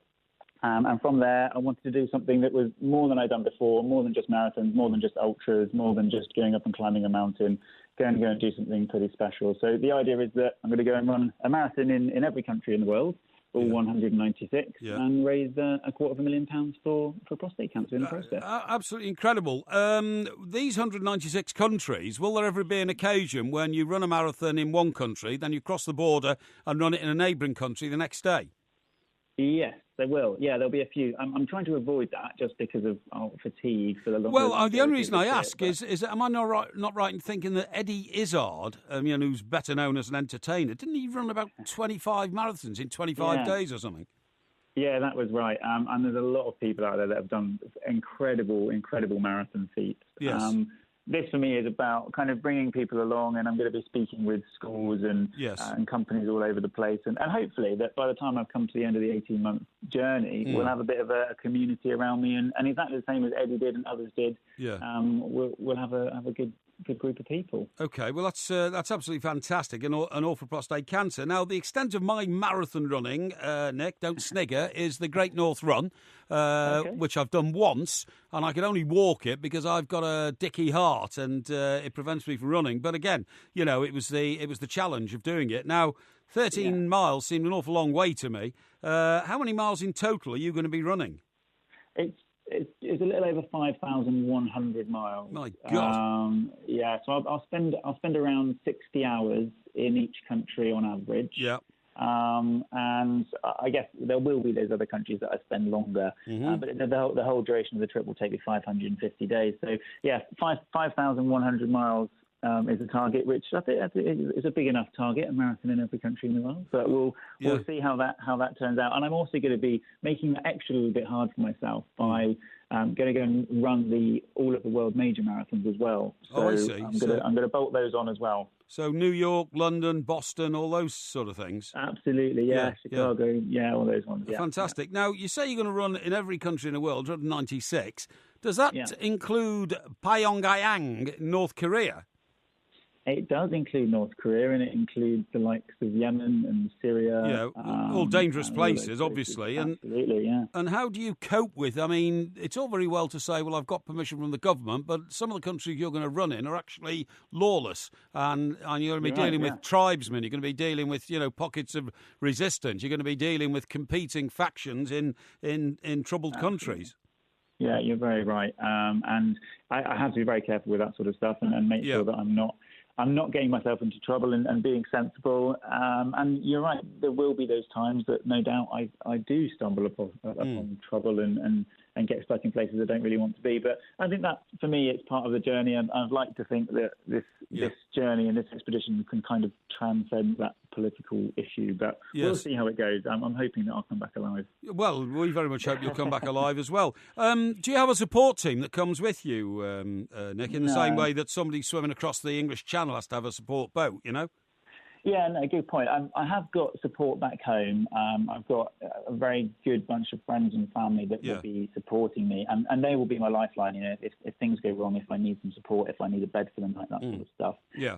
But throughout the trip, I will be on my own. It will be a solo trip, and I'm hoping to kind of call on the generosity of the world to take me into the home. So I've actually, on my website, I've actually got a form where people can register to say, I see. We want to support you and you can come and stay in my home. So I've had about 50 people respond to that so far.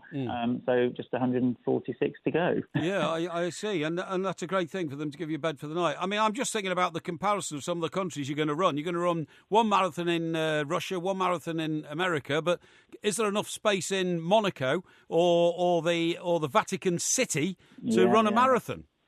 Yeah, you're right. The answer is there is the space, but you do have to do a few loops, especially in Vatican City. Yes. It's going to be quite interesting. I'm looking forward to that. I'm going to set a few cameras up and just run around the square, really. I see. It will be interesting, but there's going to be all sorts of challenges like that. Altitude, humidity, extremely cold, extremely hot. So we'll get through it. You talk about altitude. I mean, of course, if you're running around in Nepal, you'd need an oxygen tank, wouldn't you?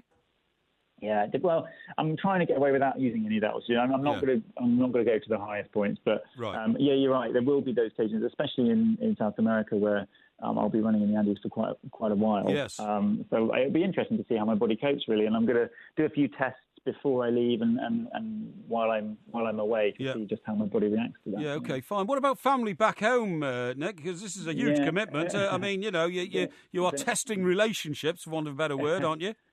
Absolutely, yeah. No, they're all very supportive. They know that I'm crazy, and anyone that knows me knows that this is something that I need to do, and it's something that I'm going to remember forever. And hopefully, it will be able to launch more running adventures with lots of other people. So they're completely behind me, but as always, they want me to come back in one piece. Okay, and inevitably, you'll produce a book about it all, won't you? And some fantastic pictures and that sort of stuff. Yeah. Yeah, absolutely. I'm really looking forward to that. I'm looking forward to writing the book, and I love my photography, so producing some huge, lovely, large format photos. And, of course, we'll have a documentary as well. Okay, fine. That's great. Well, just finally, Nick, where can people go if they want to support you in this amazing challenge that you're undertaking? Yes, I really hope people do get involved and support. The website is nickbutter.com, so as in bread and butter, that's my surname, nickbutter.com. Yeah. And on Instagram, my name is Man of Sport, and I'm posting sort of live updates, and I'll also have a podcast while I'm away, so people can see what I'm doing. And register online to come and run with me if you want in a particular country. You can also get involved with the launch event that we've got coming up at the end of September and send me off on my way. Yeah, so have a little bit of a look and see what you think. Fantastic. And anybody who wants to donate money, or anybody who can offer you a bed for the night in those 140-odd countries that you're still looking for shelter, they'll find an opportunity to contribute there, will they? Yes, absolutely. Yeah, online there's a very clear section which just says "Run with Nick" or "Give Nick a bed." That's excellent. And you can register there. Just say where you are, whether or not I can stay. Yep. And there's a very clear donate button on the website. So please do get involved. Smashing. That's excellent. Well done, Nick, and I wish you the very best of luck with your venture. It's fantastic and magnificent what you're doing for your old pal, and of course all the millions of Talk Radio listeners wish you the very best indeed. Thank you very much indeed, Nick Butter, super marathon runner. Never heard anything like that in my life. What a guy he must be. He's literally a superman. He's going to cover 5,130 miles, which on my estimate is about a fifth of the way around the world. That's pretty good. OK, folks, with you up until 4 o'clock. Couple of messages here I want to get in. First one is from Sarah. She says, hi, Mike. Can you please, and she stretches the word out with lots of E's in the middle, say hi to me? Yes, I can, Sarah. We can say hi. Thank you very much indeed for listening and contacting us. We value every listener here on Talk Radio. Another one here. Hi, Mike. Great show. About the low alcohol, I'm often the designated driver, but I find in most pubs these days you cannot get low alcohol. I always end up having just a soft drink. Bit of a disgrace, that. So it sounds to me, and that comes from, I'm sorry, I don't know who that's from. I haven't got a name here. But anyway, you know who you are. And I was going to say, that's good news for you that Carlsberg, who we talked about earlier, are expanding their range of non-alcoholic drinks, OK? One here from Tarquin, who calls himself the Biscuit Barrel. He says, Talk Radio tourists may also see Mike Parry, Porky's red bladderated face. I'm not quite sure what he means about that. A, I don't have a red bladderated face, and B, I don't know where they're going to see that face. Right, here we go. Another one here from Fingers. Yes, like that name, Fingers. It's a bit of an air of criminal mystery about it, hasn't it? It says, time indeed to write another book, Porky. Make it your own autobiography. It could be Porky, The Tales of a Complete Plank. I think that's very unfair and very unnecessary. Right, you're listening to Talk Radio. I'm Mike Parry. It's the One Mike Parry Show. You can still call me in the last hour of the show between 3 and 4 on 0344 499 1000. And by the way, what a last action-packed hour we've got for you here on Talk Radio.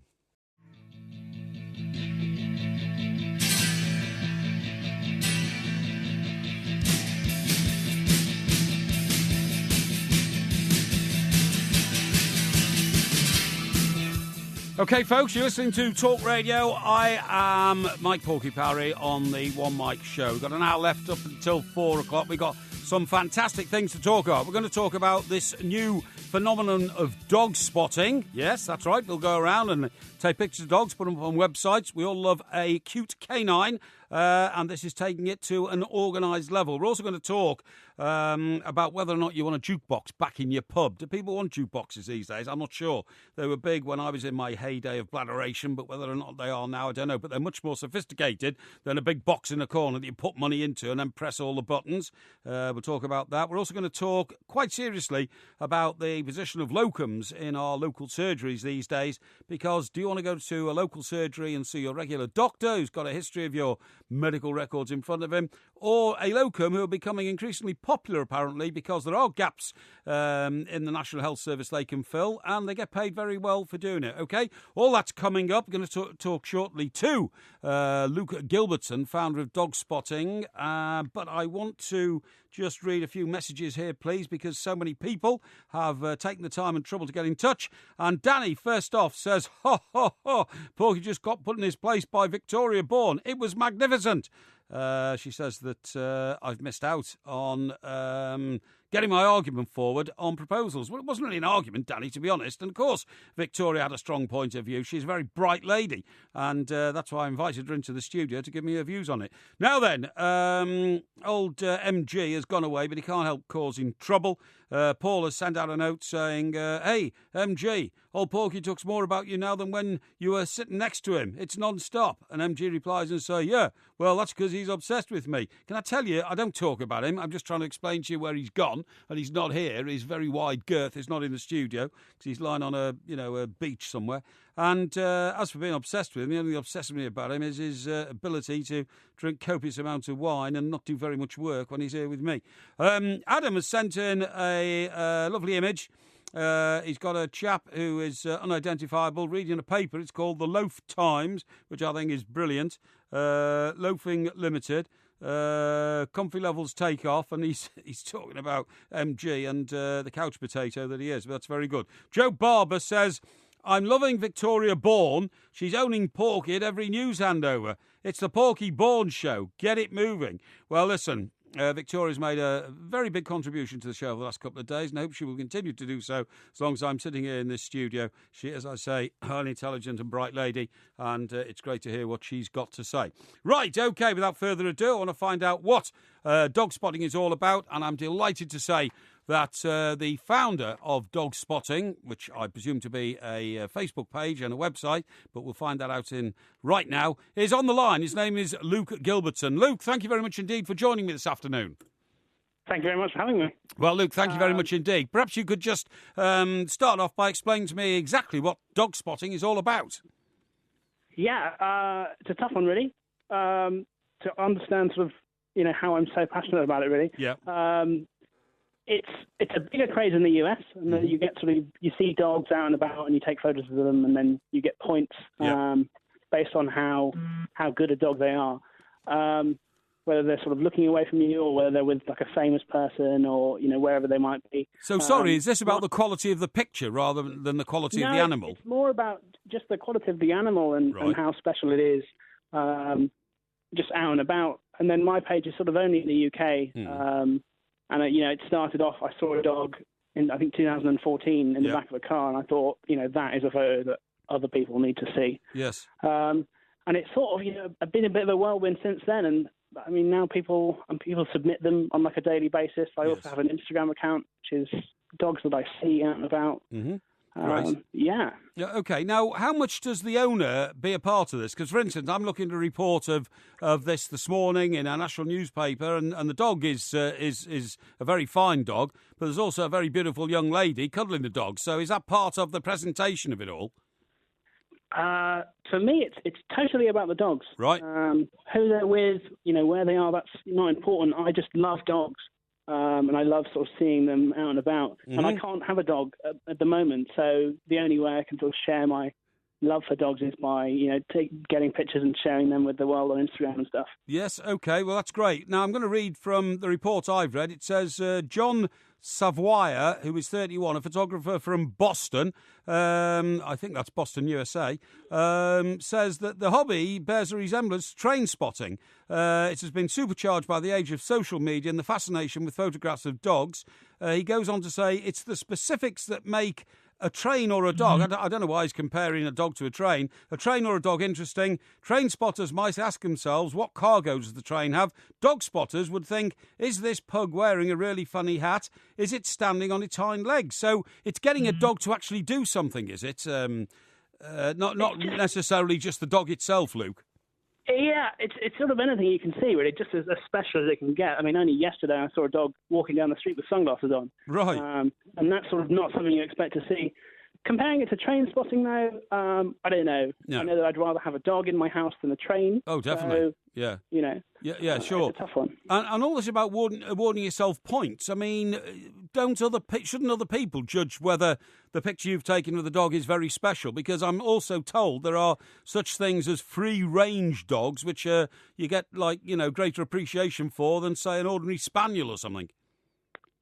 Yeah, so I think it's a little bit different in the UK. We're a little bit more laid back. Yeah. I'm not too stressed about people rating dogs. I get endless submissions from people who have amazing dogs that they just love looking at and taking hundreds of photos of. Yes. And some people choose to award points. Less so on my page. I'm not complaining. I still have plenty of people looking at them and plenty of people loving them. Yeah.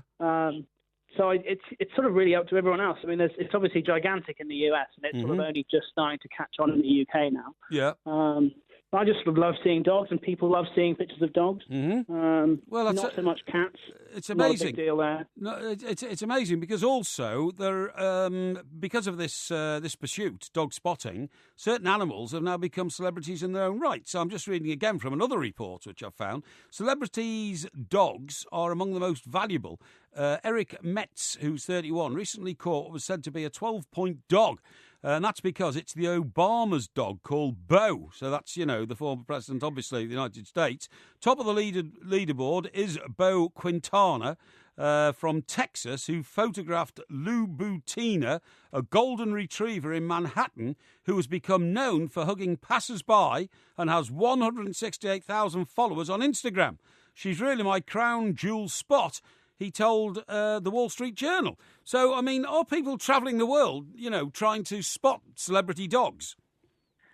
I think yes. I mean, that's something only I can aspire to, really. Yeah, why? Because you haven't got the time? I haven't got the time, and it's, I'm just quite happy seeing, I love the sort of the randomness that you get of just seeing a dog out and about near where you live. Yeah. You might get to see it again, you might not. And celebrities have great dogs, obviously, but there's a lot of underappreciated dogs in the world that we need to really share and sort of highlight, I think. To focus on, yeah. Well, I mean, isn't the obvious one surely the Queen and her corgis? I mean, she goes out walking in Windsor Great Park. Hasn't anybody got down there and taken a few pictures? I haven't had any submissions yet. I mean, I'd love to see them. That would be, really, really great. Yeah.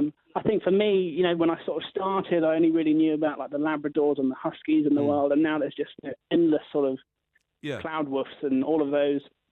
Sure. That people have seen. Sure. So in much the same way, just to take this on a bit, much the same way as bird watchers, will travel hundreds of miles, really, when somebody rings them up or they look at some website to find that, the lesser spotted warbler has suddenly turned up on the Norfolk Broads, will people actually, say, well, I tell you what, I'm going to go to Balmoral, actually, in the winter, because that's where the Queen goes and there's some public land there, and I might get a picture of the Queen walking her corgis? I mean, that sounds fantastic. Does it? I think, Why? I'm based in central London now, so people have all kinds of fascinating dogs that, come from afar, Yeah.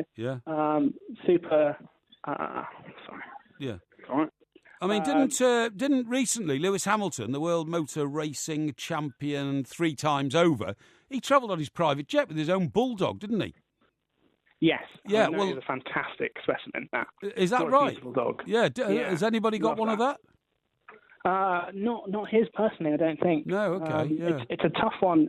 You also don't want to be too intrusive either, I think. They want to lead their lives and look after their own dogs. There's plenty around for us to see. Yeah, okay, okay, fine. Well, listen, very interesting that, Luke. I wasn't even aware of the phenomenon, so thank you very much indeed for coming on and telling me all about. I mean, it's more than a phenomenon; it's a pastime, isn't it, or a pursuit, I suppose. It is. And lots of people are very interested, which means that it's clearly has some value in life. Otherwise, all those hundreds of thousands of people wouldn't get involved. So, Luke, thanks very much indeed for joining us here on Talk Radio. I have to say, it's opened my eyes a bit, because I had no idea whatsoever that people would get so obsessed by taking pictures of dogs. I haven't got a dog, but I'd love to have a dog.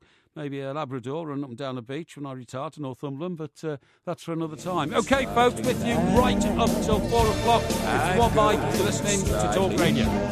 Okay, folks, you're listening to Talk Radio. It's the One Mike Show, no MG, for obvious reasons. You'll know about that. I'm not going to go on and on about the low-faced one. He's away on holiday. However, things are happening in Britain which we've got to get a handle on and find out what's going on. Now then, I went to my GP just this last week, and I saw a doctor who was a locum. He was a very good doctor. He was a very attentive doctor.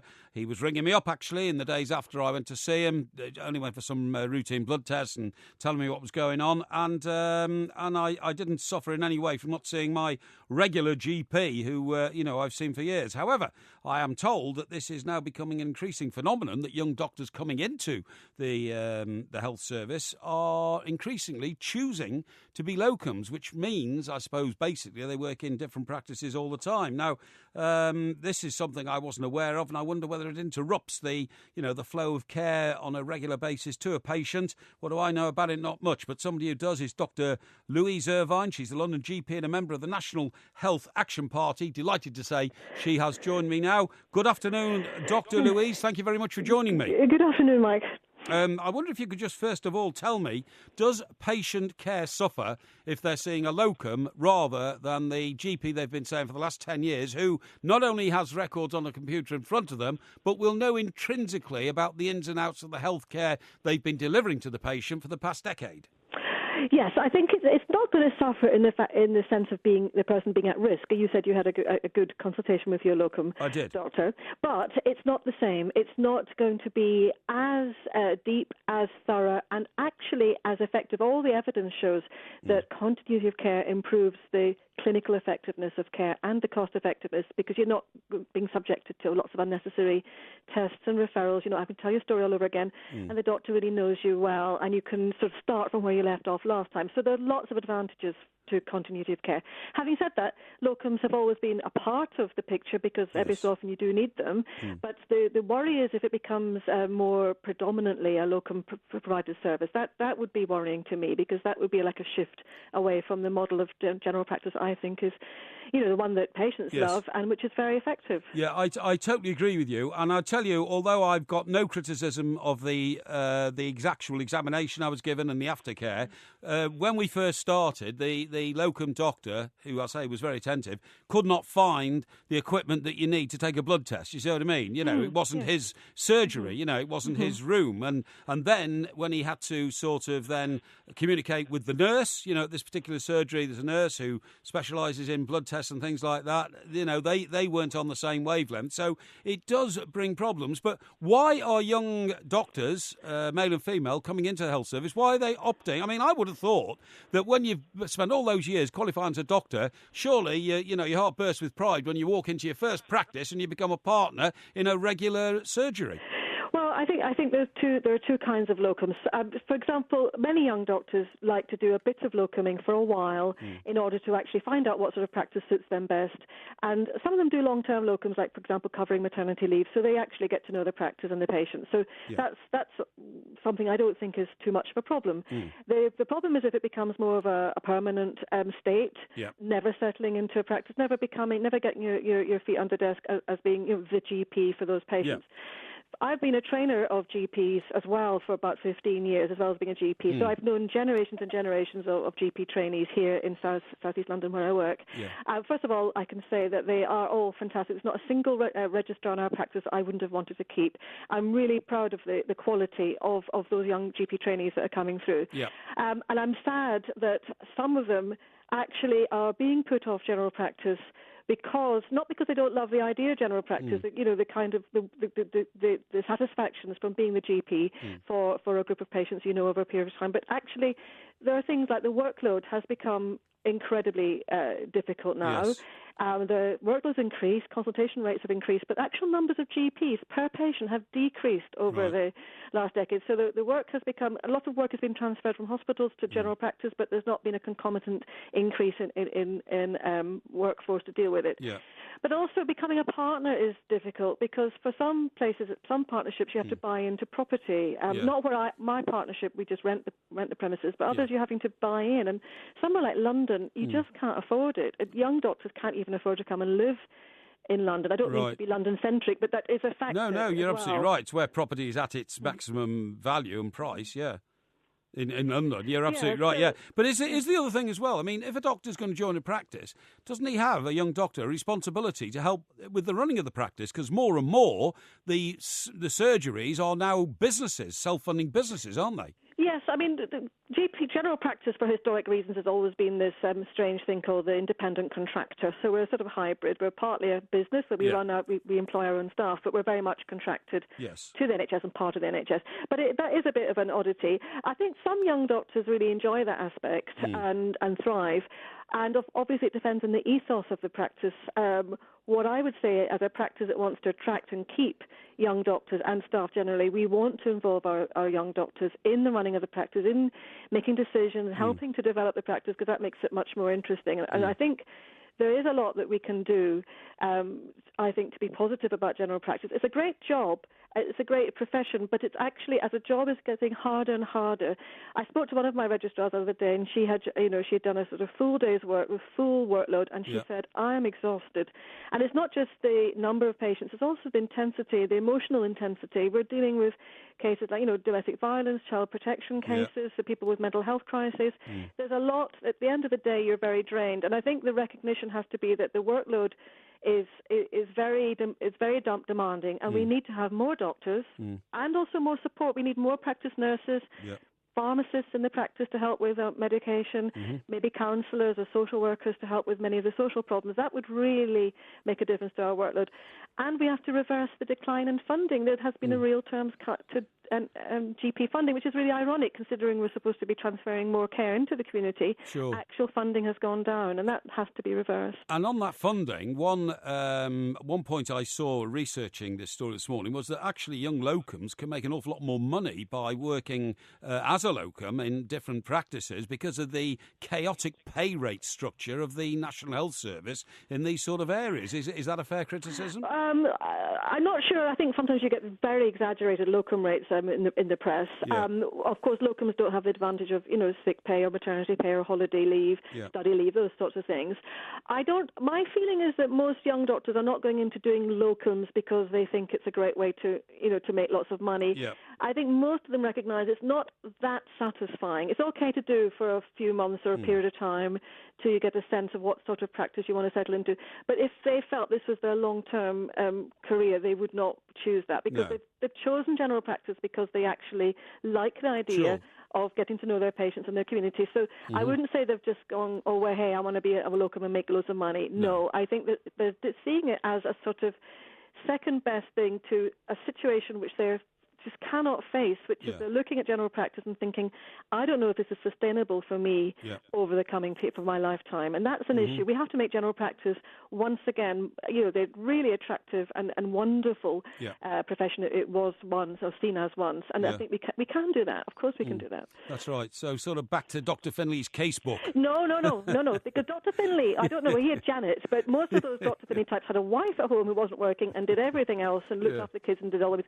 That's not reality nowadays. Sure. You've got two working parents. No, I think you have, and also we do so much more for patients. In the Dr. Finley days, there's very little we can actually do to help patients. Exactly. So I think we have to recognise the reality of the changes in general practice and the workforce, and the fact that more women GPs. That's fair enough. And there has to be funding for general practice. There has to be. I think the BMA is asking for $2.4 billion per year extra for general practice by 2020. Well, it's the cold face for most people in this country of medicine, isn't it? Going to your local doctor, you know what I mean? As you quite rightly say. Fortunately, people don't spend a lot of time in hospital, but they're always nipping down to their surgery. So I totally agree with you. We've got to get the funding right. Dr. Louise, thank you very much indeed for joining me. That's Dr. Louise Irvine, London GP, and a member of the National Health Action Party, the locum situation. She says there's no crisis there, don't worry, but we've got to restore the sort of confidence within the patient of your local surgery. Right, I'm with you right up till 4 o'clock. Lots to talk about. You lucky people, you're going to get Porky Vision coming up next. This is the best TV reviews this side of the Taj Mahal, and it's done, of course, by me, because I am the Porky in the Porky Vision title. OK, so that's coming up very, very soon. Before that, we will get a breakdown of all the latest home and world news from Miss Victoria Bourne. Right, Victoria, thank you very much indeed for that breakdown of the news. Only half an hour to go for me being here. Already getting some great responses to your part in the show so far. People say you're putting me to task and you're doing it quite successfully. Now, it's, this is not on, you know what I mean? What do you mean it's not on? Well, I'm supposed to be the sort of dominant factor in this show and you're sort of taking over, you know what I mean? Well, someone's going to rein you in. Oh, that's a bit harsh, isn't it? Some of the things you've been saying, quite frankly, ridiculous. Like the whole alcohol thing earlier. Like, what's the point in having low alcohol or low percentage? So you're saying that I've said too many things that you argue with for you to be able to collate and put into a reasonably short list. Well, also the caravanning thing from yesterday. You've been really snobby. I never thought you'd be a snob. No, I'm not being snobby at all. I'm not being snobby. I'm being realistic. I am the man of the people. They call me the man of the people. No, if you're the man of the people, because I have my finger on the pulse. No. If you're a man of the people, you'd realise that a lot of people go on, say, caravanning holidays, or maybe can't afford to go to a 3-star plus hotel. Yeah, but that's not my fault. I mean, I can't worry about everybody in the world, can I? I worry about the man of the people. Yeah, I'm the man of the people. I give charities. I look after other people. I help them out. I'm basically a good guy. Well, anyway, listen, I'm afraid that I've got to move on now because the lucky listeners, the millions of them out there, are now going to get Porky Vision. How about that? Well, that's going to happen, isn't it? You seem very underwhelmed. Goodbye. The Late Night Alternative with Ian Lee. Unconventional after-hours radio that you won't hear anywhere else. When the sun goes down, he comes alive with callers from the other side. The ones who want to air their views on the stuff that never makes the news. Do fish bleed? Do pigeons have homes? Were the monkeys better than the Rolling Stones? Would you ever use a haunted loo? What made Ian turn the air so blue? How do you sleep at night, you thieving little... Listen each weeknight from 10, and you'll soon find out you're just like them. Something extraordinary is happening on your radio. Make sure you don't miss the show that everyone else is talking about. The Late Night Alternative with Ian Lee. Tonight from 10 on Talk Radio. Get turned on to all killer, no filler conversation. Mike Porky Parry in for John Holmes on Talk Radio. We'll get you talking.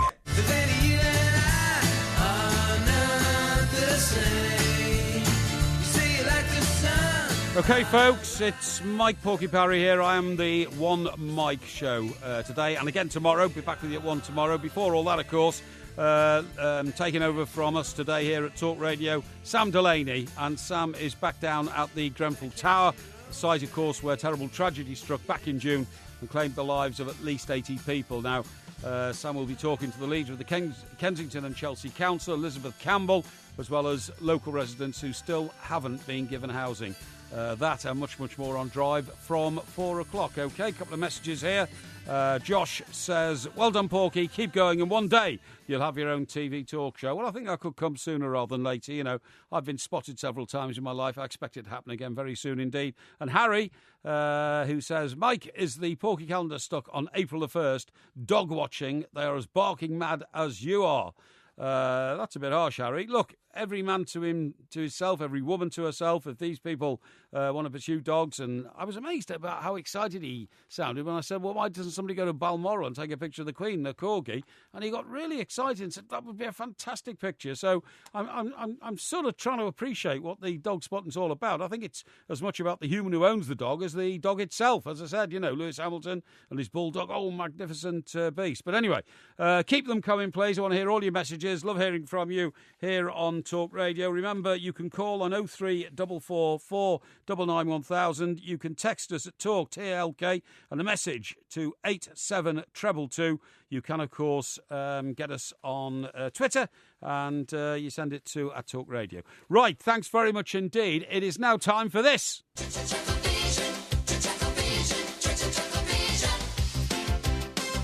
Right, OK, folks. Now, as I'm here on my own, I'm going to have to introduce my own feature, which, of course, is Porky Vision. Now, what happens here is that, you know, I am a registered and recognised reviewer of TV programmes in this country on the airwaves, and for a good 2 or 3 years now, I've been bringing you my weekly assessment of what's on the Gogglebox, you know. Now, the point is that sometimes I concentrate on a wide range of programmes. This week I'm concentrating on just one, and it's called Trust Me, right?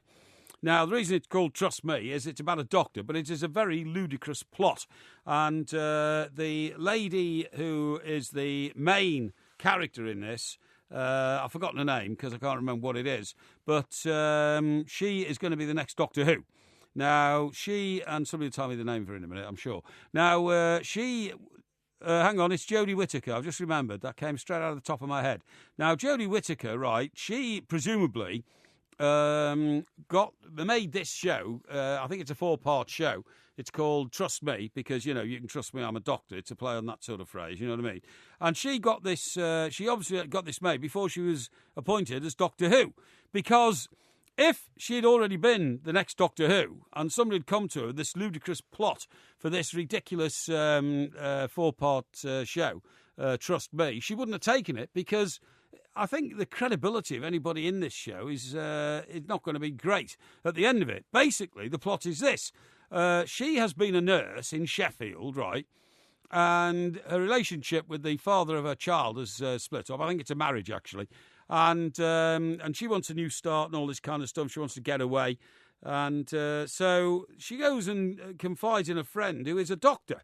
Now, amazingly, this doctor that she's a friend of is emigrating to Australia, and for some bizarre reason throws her file of everything that's happened in her life, from a birth certificate to certificates of, passing her school exams, and then her degree, and then her medical qualifications, a birth certificate. I mean, everything, passports, records, the lot, are all in this file, which this lady who's going to Australia just tosses into a bin.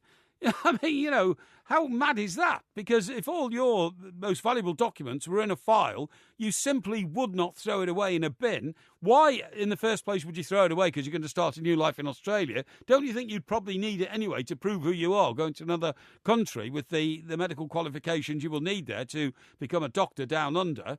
And even if you were going to dispose of it, you simply wouldn't chuck it in a bin where a cleaner could come along, look at it, and then start flogging your passport details or something like that if they were of that persuasion of mind. So she picks it out of the bin and assumes now a new identity as a doctor. It's so crazy, it's unbelievable. She then goes and applies for a job as a doctor in Edinburgh. And, it is in Edinburgh, that's right, yeah. And even the doctor up there who interviews her says, well, you're very overqualified for this sort of rather junior post in accident and, what do they call it, A&E, accident and emergency, just sort of, in trauma wards and that kind of stuff. And she says, I want a new start and I want a new challenge and all this kind of stuff. The doctor doesn't in any way, the doctor who's interviewing her, discuss anything medical. At all, doesn't say, well, how would you treat this? How would you do that? Do you know enough about trauma? Do you know enough about people who are in shock and all that kind of stuff? And how would you treat this? And what about, car accident injuries? How many of those have you treated before? So, for instance, if, if a bloke, supposing there was a guy who was a carpenter and all he'd ever made were benches. And then he suddenly applied for a new job making, for instance, sheds, right? And they said, well, what do you know about shed technology? Because you've only ever made benches for churches. And he says, well, I'm good at making sheds. And they said, well, show us a shed you've made. And he wouldn't be able to show them a shed, would he? Because he'd be fraudulently trying to pass himself off as a man who builds sheds and not church benches. Well, it's exactly the same with this woman. She's only a nurse. She doesn't know anything about medicine apart from what she's seen doctors do. And in the early part of the 2 parts I've seen so far, she's actually in one of these, accident and emergency. A bloke comes in and she's sticking like these forceps into a wound in his body, trying to find something. God knows what. I don't know whether she's trying to find his pancreas or his liver, his kidneys or something. I don't know. We just don't know because she's, and other doctors are looking on aghast and thinking, does she know what she's doing? And that kind of stuff. Now, the most ridiculous part of this ridiculous story is that she's now in a relationship with another properly qualified doctor in Edinburgh who has already gone onto his website and with one stroke of a button on the keyboard has found out she's not a doctor because he's looked up the name that she's working under the false passport and the false birth certificate to find out that the person whose name is on that is a new doctor in Australia. Sorry, is an existing doctor in Australia. She's, just to make it all more and more ludicrous, the only way she got a passport was to pay 800 quid to a criminal who knocks together false passports for illegal immigrants and people like that. It's the most ridiculous plot I've ever come across in my life. It totally lacks credibility. She's bound to get found out, almost every minute of every day because she's not even a doctor. She can't talk to doctors about medical things. Imagine, going out for a few drinks with them after work, which she does, and not being able to discuss the last time you took out an appendix or something like that. I mean, it's just completely ridiculous and mad.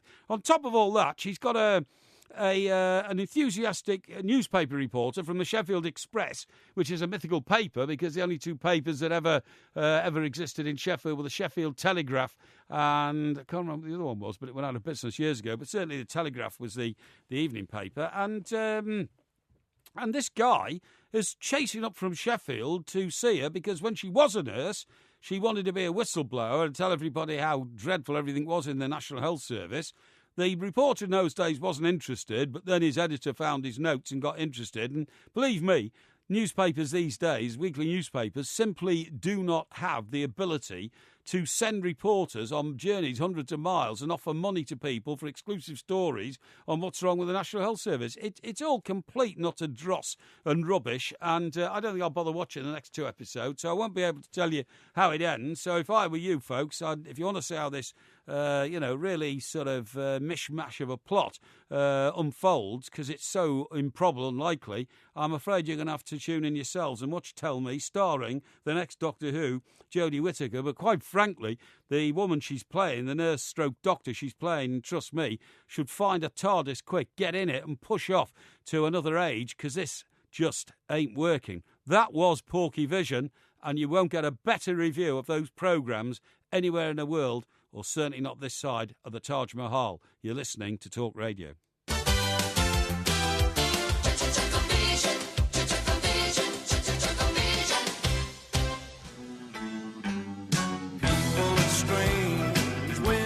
OK, folks, Porky Parry here. It's the One Mic Show. Now, lots of reaction to all that's been going on since 1 o'clock. Thank you very much indeed for keeping in touch. Dan says, Victoria's wiping the floor with poor old Porky. Don't be ridiculous, man. I'm completely in control. Don't worry about that. Another one from somebody who titles himself St. Luke. This will be the final nail in the coffin of Porky Vision.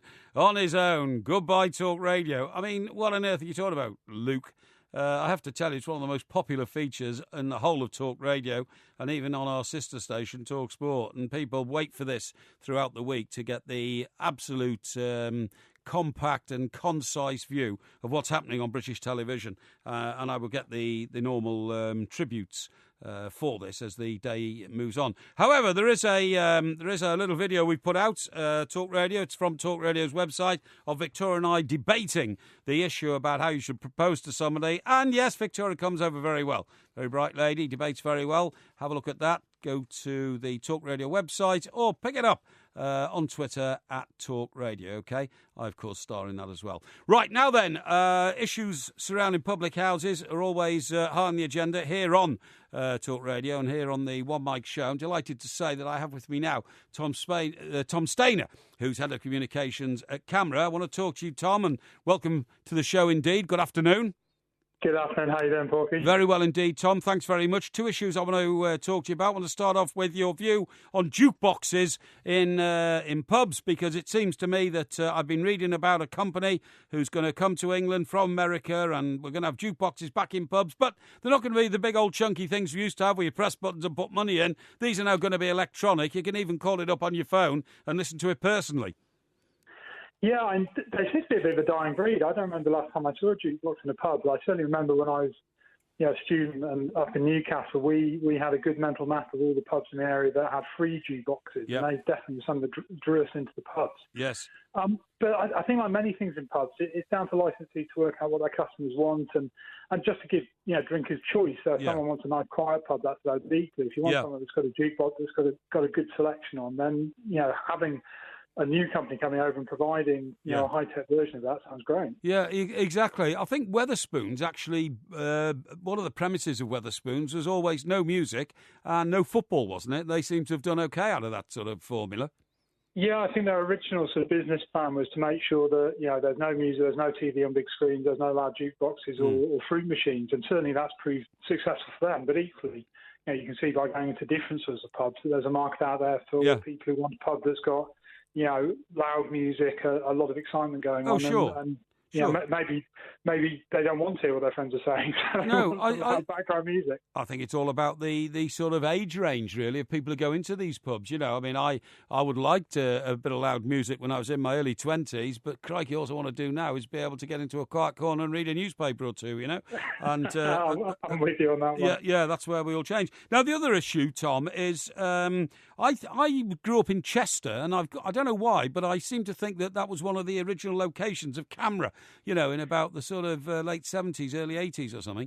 I'm certainly Chester is a location that our 4 original founders were very familiar with, and I think they had several very enjoyable pub calls around there, and they do return there pretty regularly to commemorate the founding of CAMRA by having a pub call around Chester. Yes. I think from memory it was the first place they stopped back at, or it was where they stopped at on the way out to Ireland. Really? And there's a pub in Ireland where they actually were sitting down, where they actually said, you know what, why don't we come up with something that became the Campaign for Real Ale? So, I see. So yeah, Chester, very important in our history. Oh, that's great. Well, I'm delighted to say that. I'll be up there next weekend because Everton are playing at Manchester City, so I'll call in and go down Lower Bridge Street and I'll go to one of the original pubs where I met some of your guys in those days. But what I was going to say was, Tom, is there a contradiction now between CAMRA, which is the Campaign for Real Ale, and pubs, which are increasingly, according to a report I read in the business pages from Carlsberg this morning, introducing non-alcoholic beers into